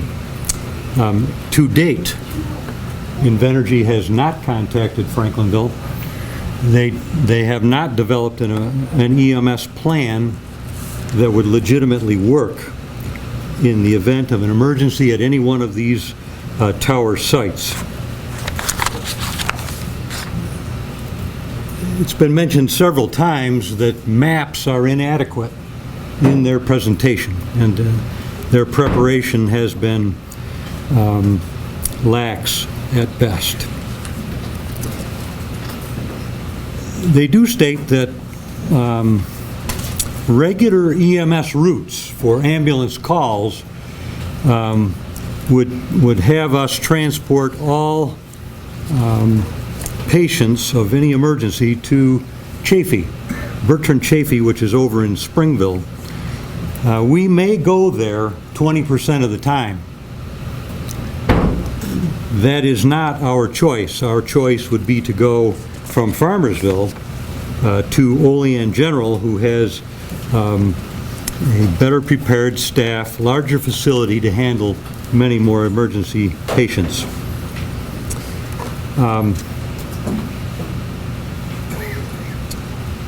It's understood also that none of the towers are numbered, and that when we are dispatched as an ambulance service, we need to know where we're going. Their plan indicates that we would report to a Freedom facility. They call it their maintenance facility. For an emergency in Farmersville, I'm not just sure how efficient that would be to respond to Freedom and then go back to Farmersville to find the emergency and the particular patient. In the event of cardiac events, I don't need to educate you at all. Minutes mean lives. There are no provisions in their plan that an AED be at each turbine. If that's where their workers are going to be spending their time, it would seem that an emergency at those locations would dictate that an AED be there, and every minute can mean a life when it comes to a cardiac event. So again, from our perspective, the Franklinville Fire Department, the EMS service, working with Farmersville's Fire Department, I believe that INVENERGY needs to revisit their emergency plan, and that they need to take greater care of personnel and really understand how volunteer fire departments operate. Thanks for your time.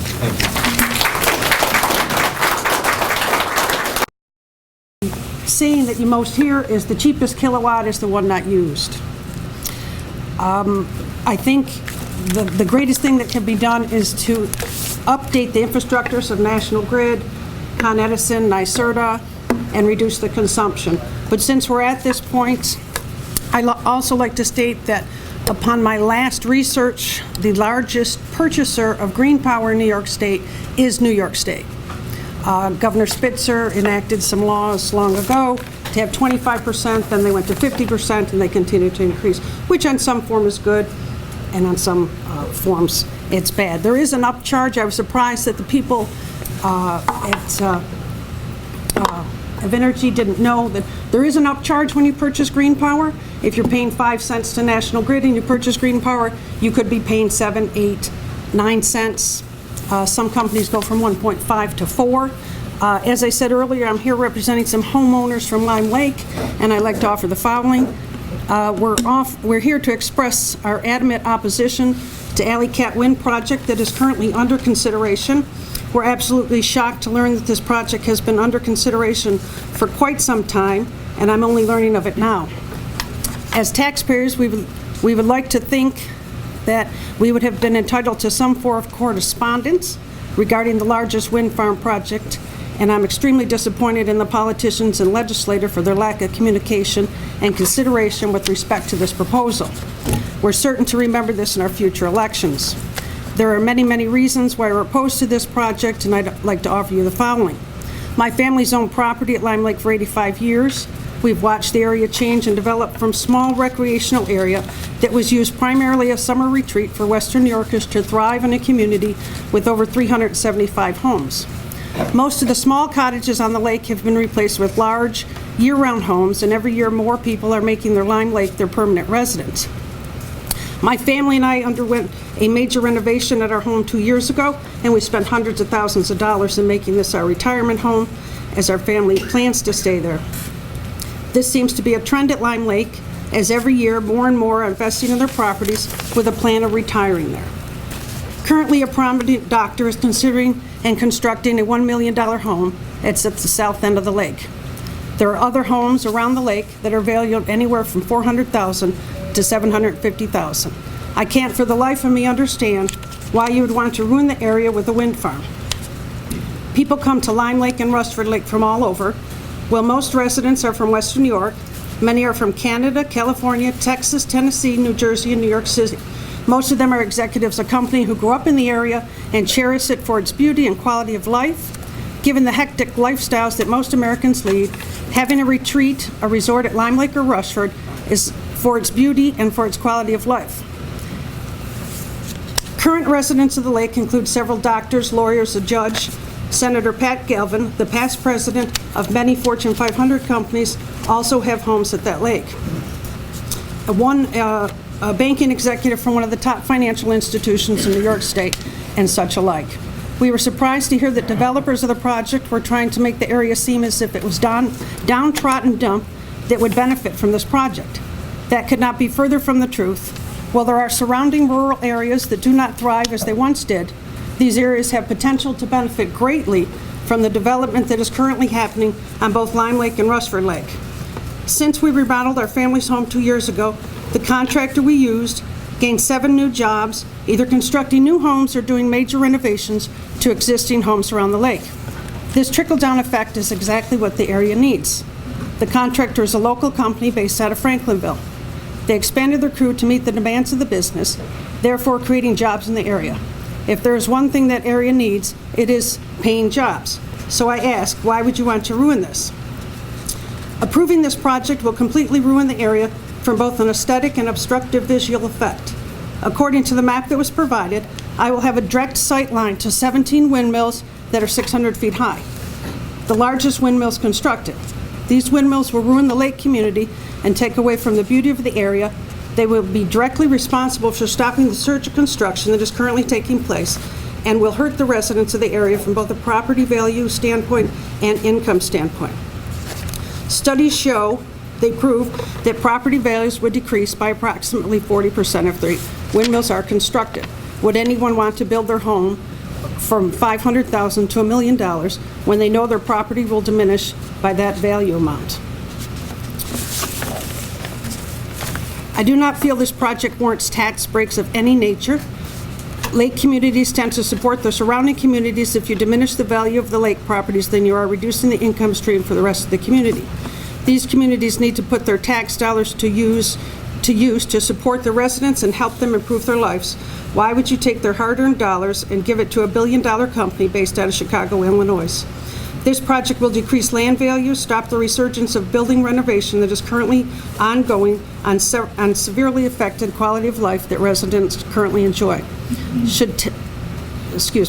Support the communities. How many ongoing jobs will this project create? Why haven't the taxpayers received notice of this project? Is it because the energy will be shipped out of state and you know that the taxpayers will be furious about this? I would like to know that if there is a benefit to this immediate area, given that I just heard about the project the other day, it seems to me that someone is trying to push through without giving the people in the community the opportunity to voice their opinions. This is corruption and it needs to be addressed. And on a personal note, just for myself, in Western New York, we have had the Huntley plant, it closed. We had the Somerset plant. They tried to convert it to gas. We had West Valley. We had Dunkirk. We had NIPA. Most of that power leaves this area. And now we have Tulsa. And we all know how that is working out for jobs in this area. So, thank you.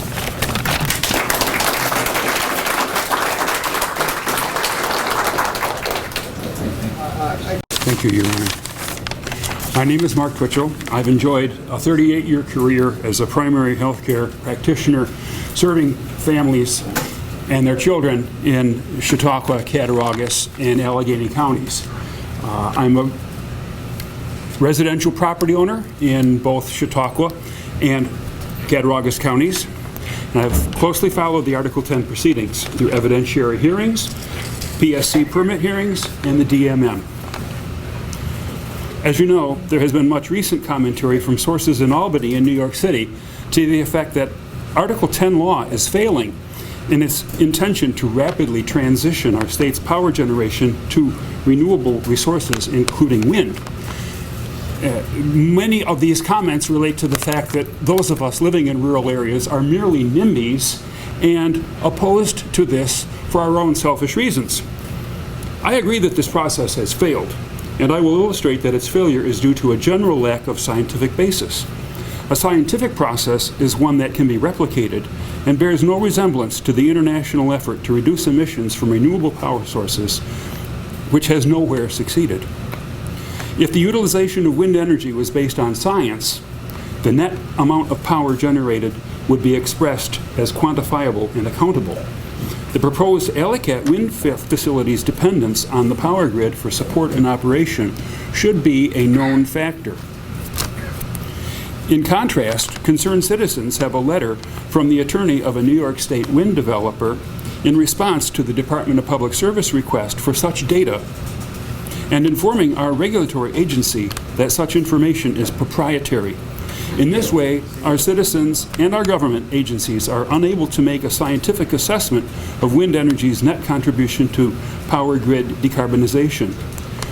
We must ask if this is not unprecedented that our Public Service Commission does not know the contribution to the public's welfare of any public utility within its jurisdiction, and specifically how much impact this proposed project will have in fulfilling its purpose. If this is merely a poorly designed experiment, please take the Cattaraugus County Legislature's no pilot resolution as non-consent. We might assume that wind energy's grid dependence is a small factor.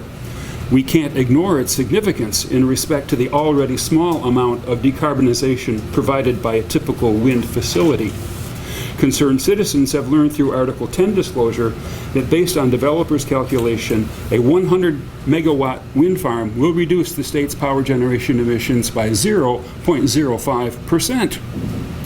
Even this paltry amount is based on a 30% wind turbine capacity factor, which contradicts known New York State capacity factors closer to 25%. And this developer's conclusion does not include power drawn from the grid.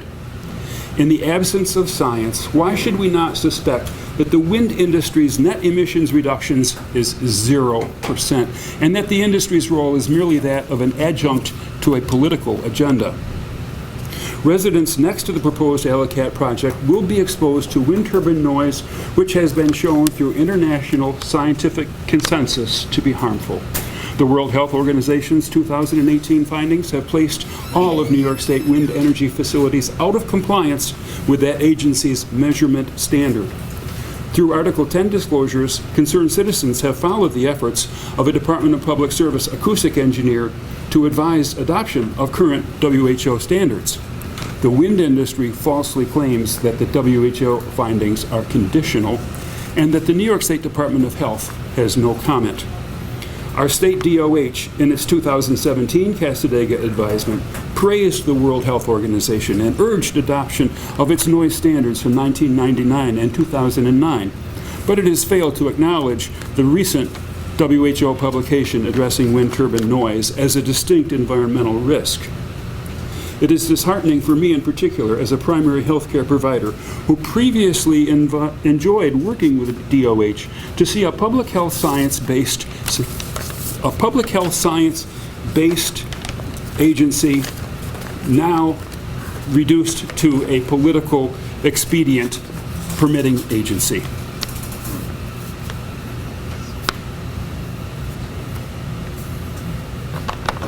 And I have more to add, but as we all know, we are running out of time. So thank you very much. You, Mr.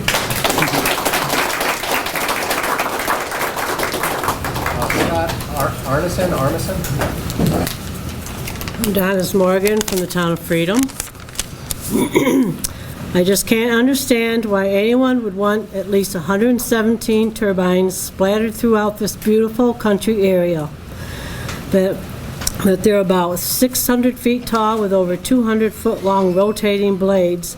They're not even green or cost effective. When you're taking out thousands and thousands and thousands of acres of forest, I don't think that's really green. Aside from turning this beautiful scenic area into looking like a city with towering, moving skyscrapers, consider the adverse effects on the wildlife and the people. The flicker is known to bother people. We have had someone tell us that it drives them nuts. Along with the noise, we had a person that 2,400 feet from a turbine and they can still hear it in the house. There's no guarantee that our water wells won't be affected. We have a fault line or lines running through our area. So the land disturbance setting up these turbines and the vibrations from them are they going to trigger more or stronger earthquakes? We have had some minor ones here. Eagles, osprey, and great blue herons make their home here. And yes, turbines have killed eagles, herons, and countless other birds. Many of us are on Alle-Catt Electric, which uses over 82% hydropower. And I'm sure there's probably some other electric companies that use the hydropower. Our town supervisor has already told us that our taxes will not be paid. The most to profit will be those with turbines on their land, some that will be closer to their neighbor's house than their own. And talk about helping the farmers. One of the farmers in our area is probably one of the wealthiest people in town. He's getting quite a few turbines. Why should the rest of us suffer all the consequences? I guess greed overrides the preservation of the beauty and peace of our beautiful, tranquil countryside. Thank you for listening. I have a longer statement that I'd like to wait until tonight for. I have a couple of things that will be very brief. My name is Gary Abraham. I'm an attorney. I'm representing 6 organizations in the Article 10 proceeding in opposition to the project. Freedom United, Farmersville United, Concerned Citizens of Cattaraugus County, Concerned Citizens of Centerville, the Rushford Concerned Citizens, and the Old Order Amish of Farmersville, who've been referred to me by Ginger Schroeder. I just have a few miscellaneous points I want to make. I've got a letter here from Madeline Fedlevich in Centerville. She's a member of Centerville's Concerned Citizens. And she has a story in here that supports the point that's been made before, that INVENERGY is a bad actor. INVENERGY's land agent came to her and told her lies in order to get her to sign a lease. And her story is in here, and I won't go into it, but I will leave it with you. And I hope that, together with the lease that was provided to her, will be posted in the transcript.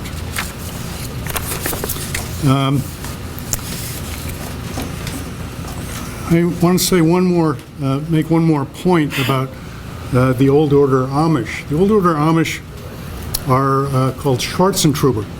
They are the most conservative Amish group in the nation. And the Andy Weaver Schwarzentrubers is a subgroup of that group in Farmersville, and they are more conservative than the national Schwarzentrubers. The Schwarzentruber, and I have a statement that we will be filing on DMM by the end of the week from our expert, Professor Stephen Nolt, Professor of Anabaptist Studies at Elizabethtown College in Pennsylvania. He's an expert on the Amish, and he visited the Farmersville Amish community last fall. His statement supports the conclusion that if this project is sited here, the Amish will leave. They will be displaced because based on their religious beliefs, they must live an agrarian way of life. It is what God has called them to do. And they are opposed to this, as you've heard earlier, because this violates their religion. So we are hereby asking that the project, at the least, accommodate the Schwarzentruber Amish by moving all turbines away from their community in Farmersville.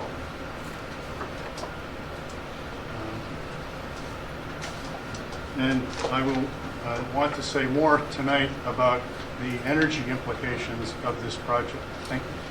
Thank you. I am Mary DeLucci of Centerville, New York. I'm up here opposing this project. There is a Bethlehem Steel site in Buffalo, Lackawanna, New York, that can accommodate, whoever the companies are, 10 of them windmills up there.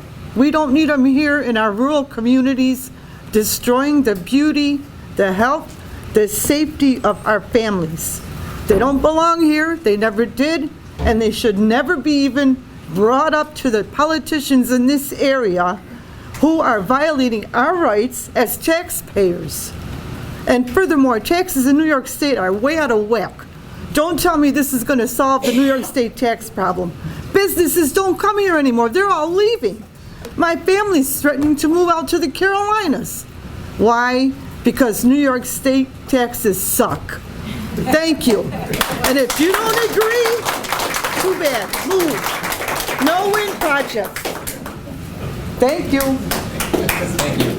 Ray DeLucci?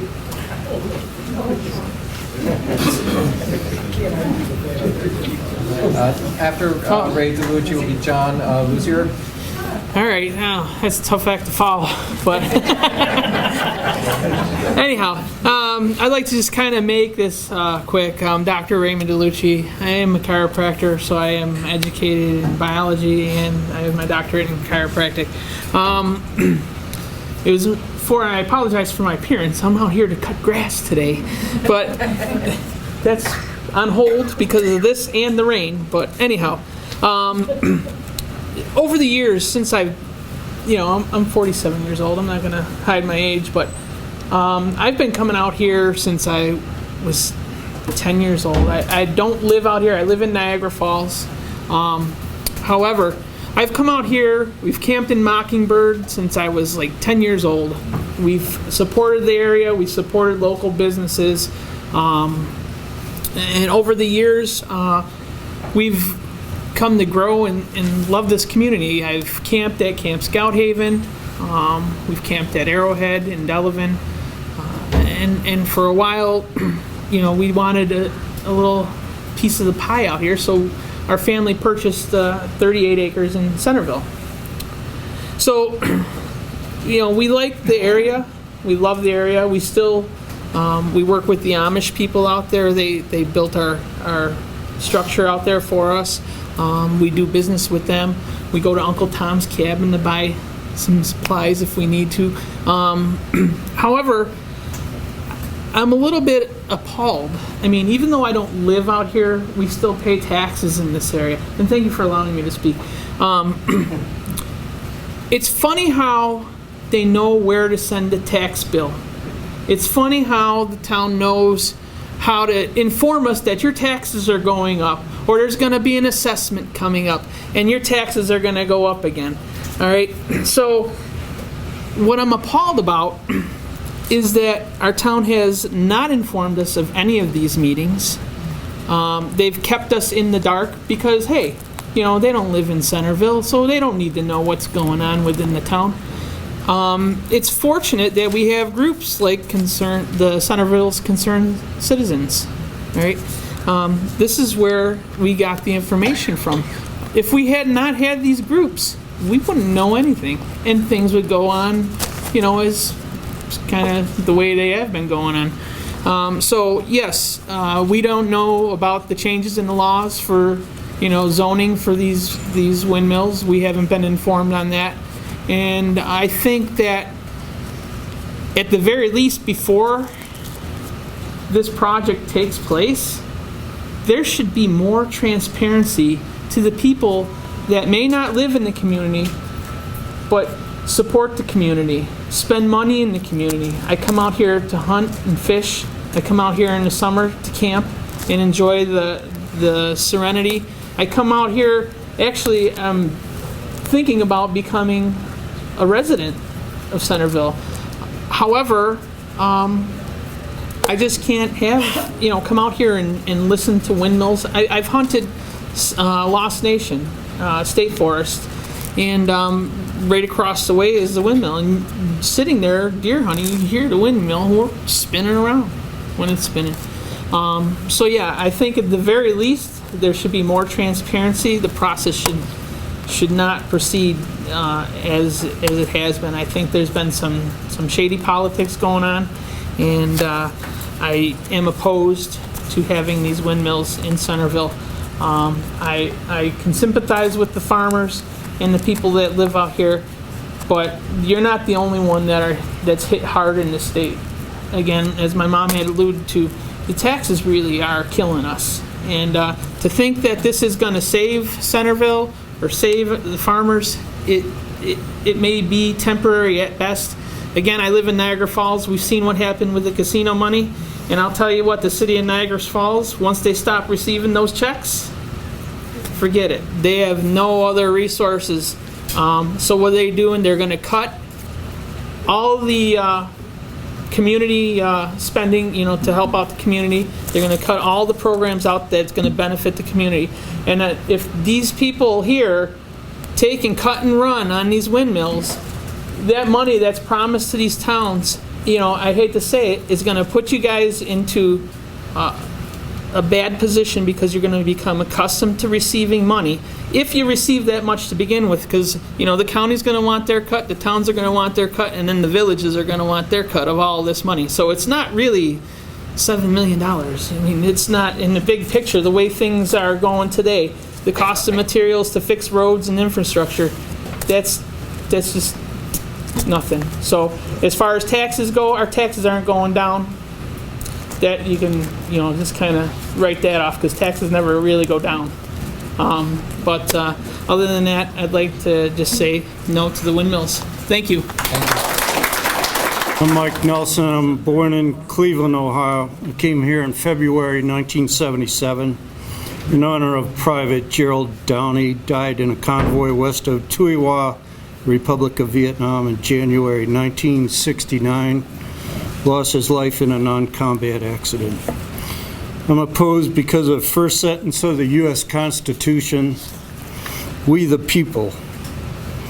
Here is disregarded and pretended freedom. What we say here will only totally be disregarded, especially a part of citizens of one state having the same privileges of citizens of another state. but not freedom to vote in a geographic area which is not their primary home area.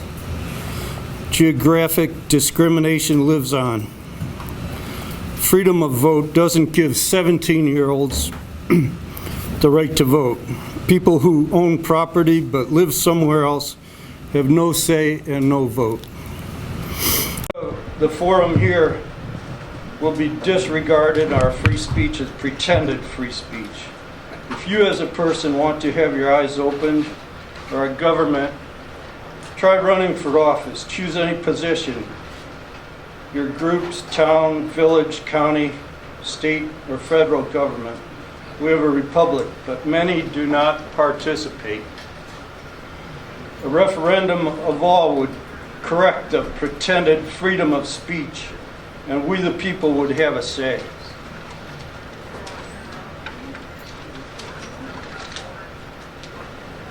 Thank you. Thank you, Ms. Kellogg. Thank you for giving me a chance, and I need to eat too, so hopefully we'll all get something to eat.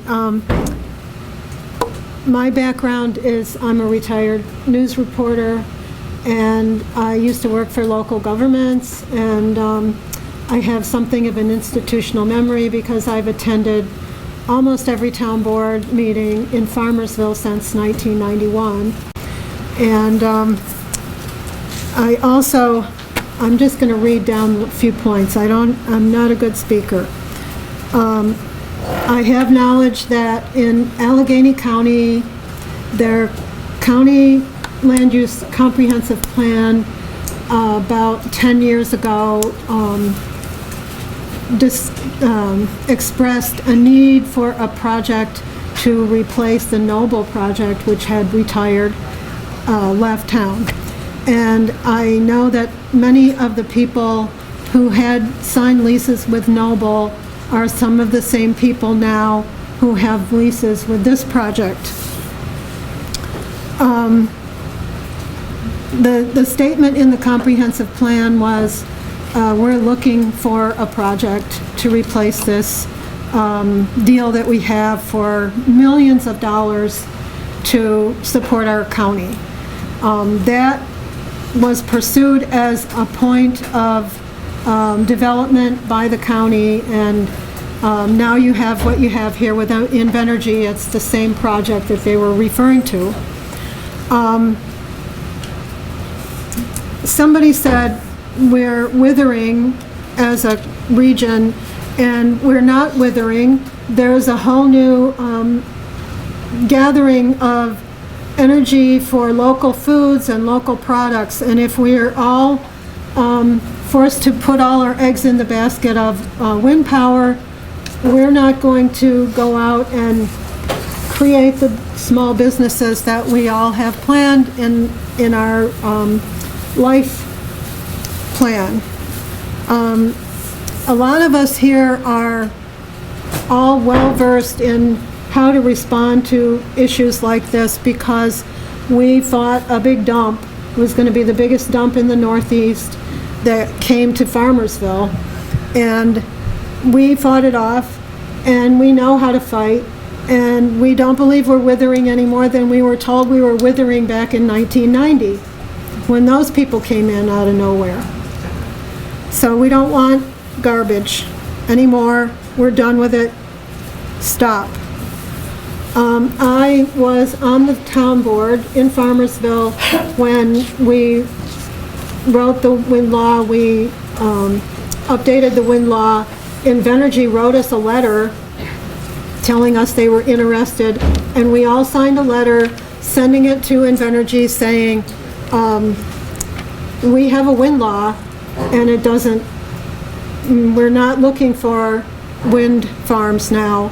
And they came anyway. They disregarded it. There was no response. But they just were working below and behind the scenes. They had contacted the town clerk and the town supervisor and probably the town attorney and wrote this letter, and we responded to them. We have a wind law. It's not going to do what you want to do.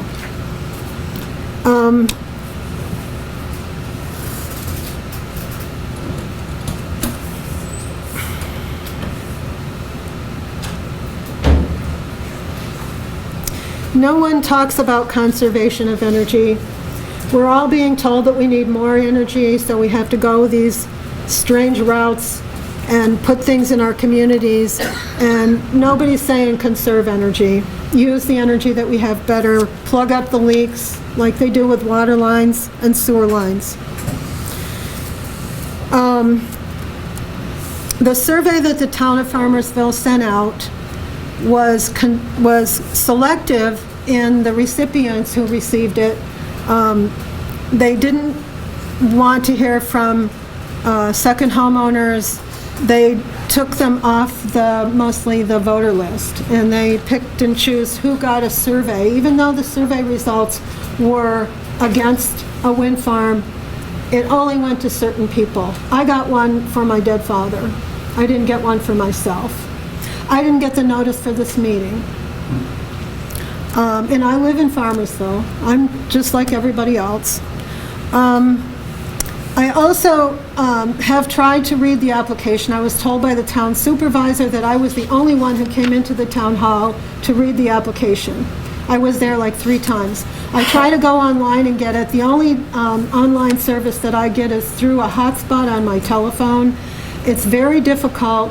All of the maps and all that stuff, it's really impossible to say what this is going to do to my house.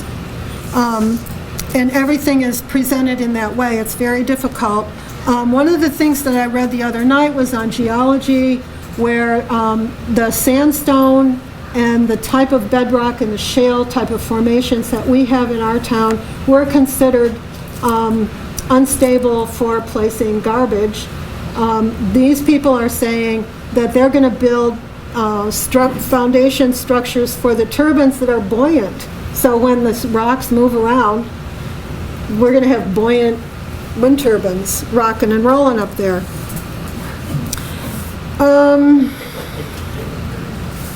Non-disclosure agreements keep people quiet. If they're not complaining about what the windmills have done in their towns, it's probably because they signed things that where they agreed not to speak. My town board, during the last year, I've seen them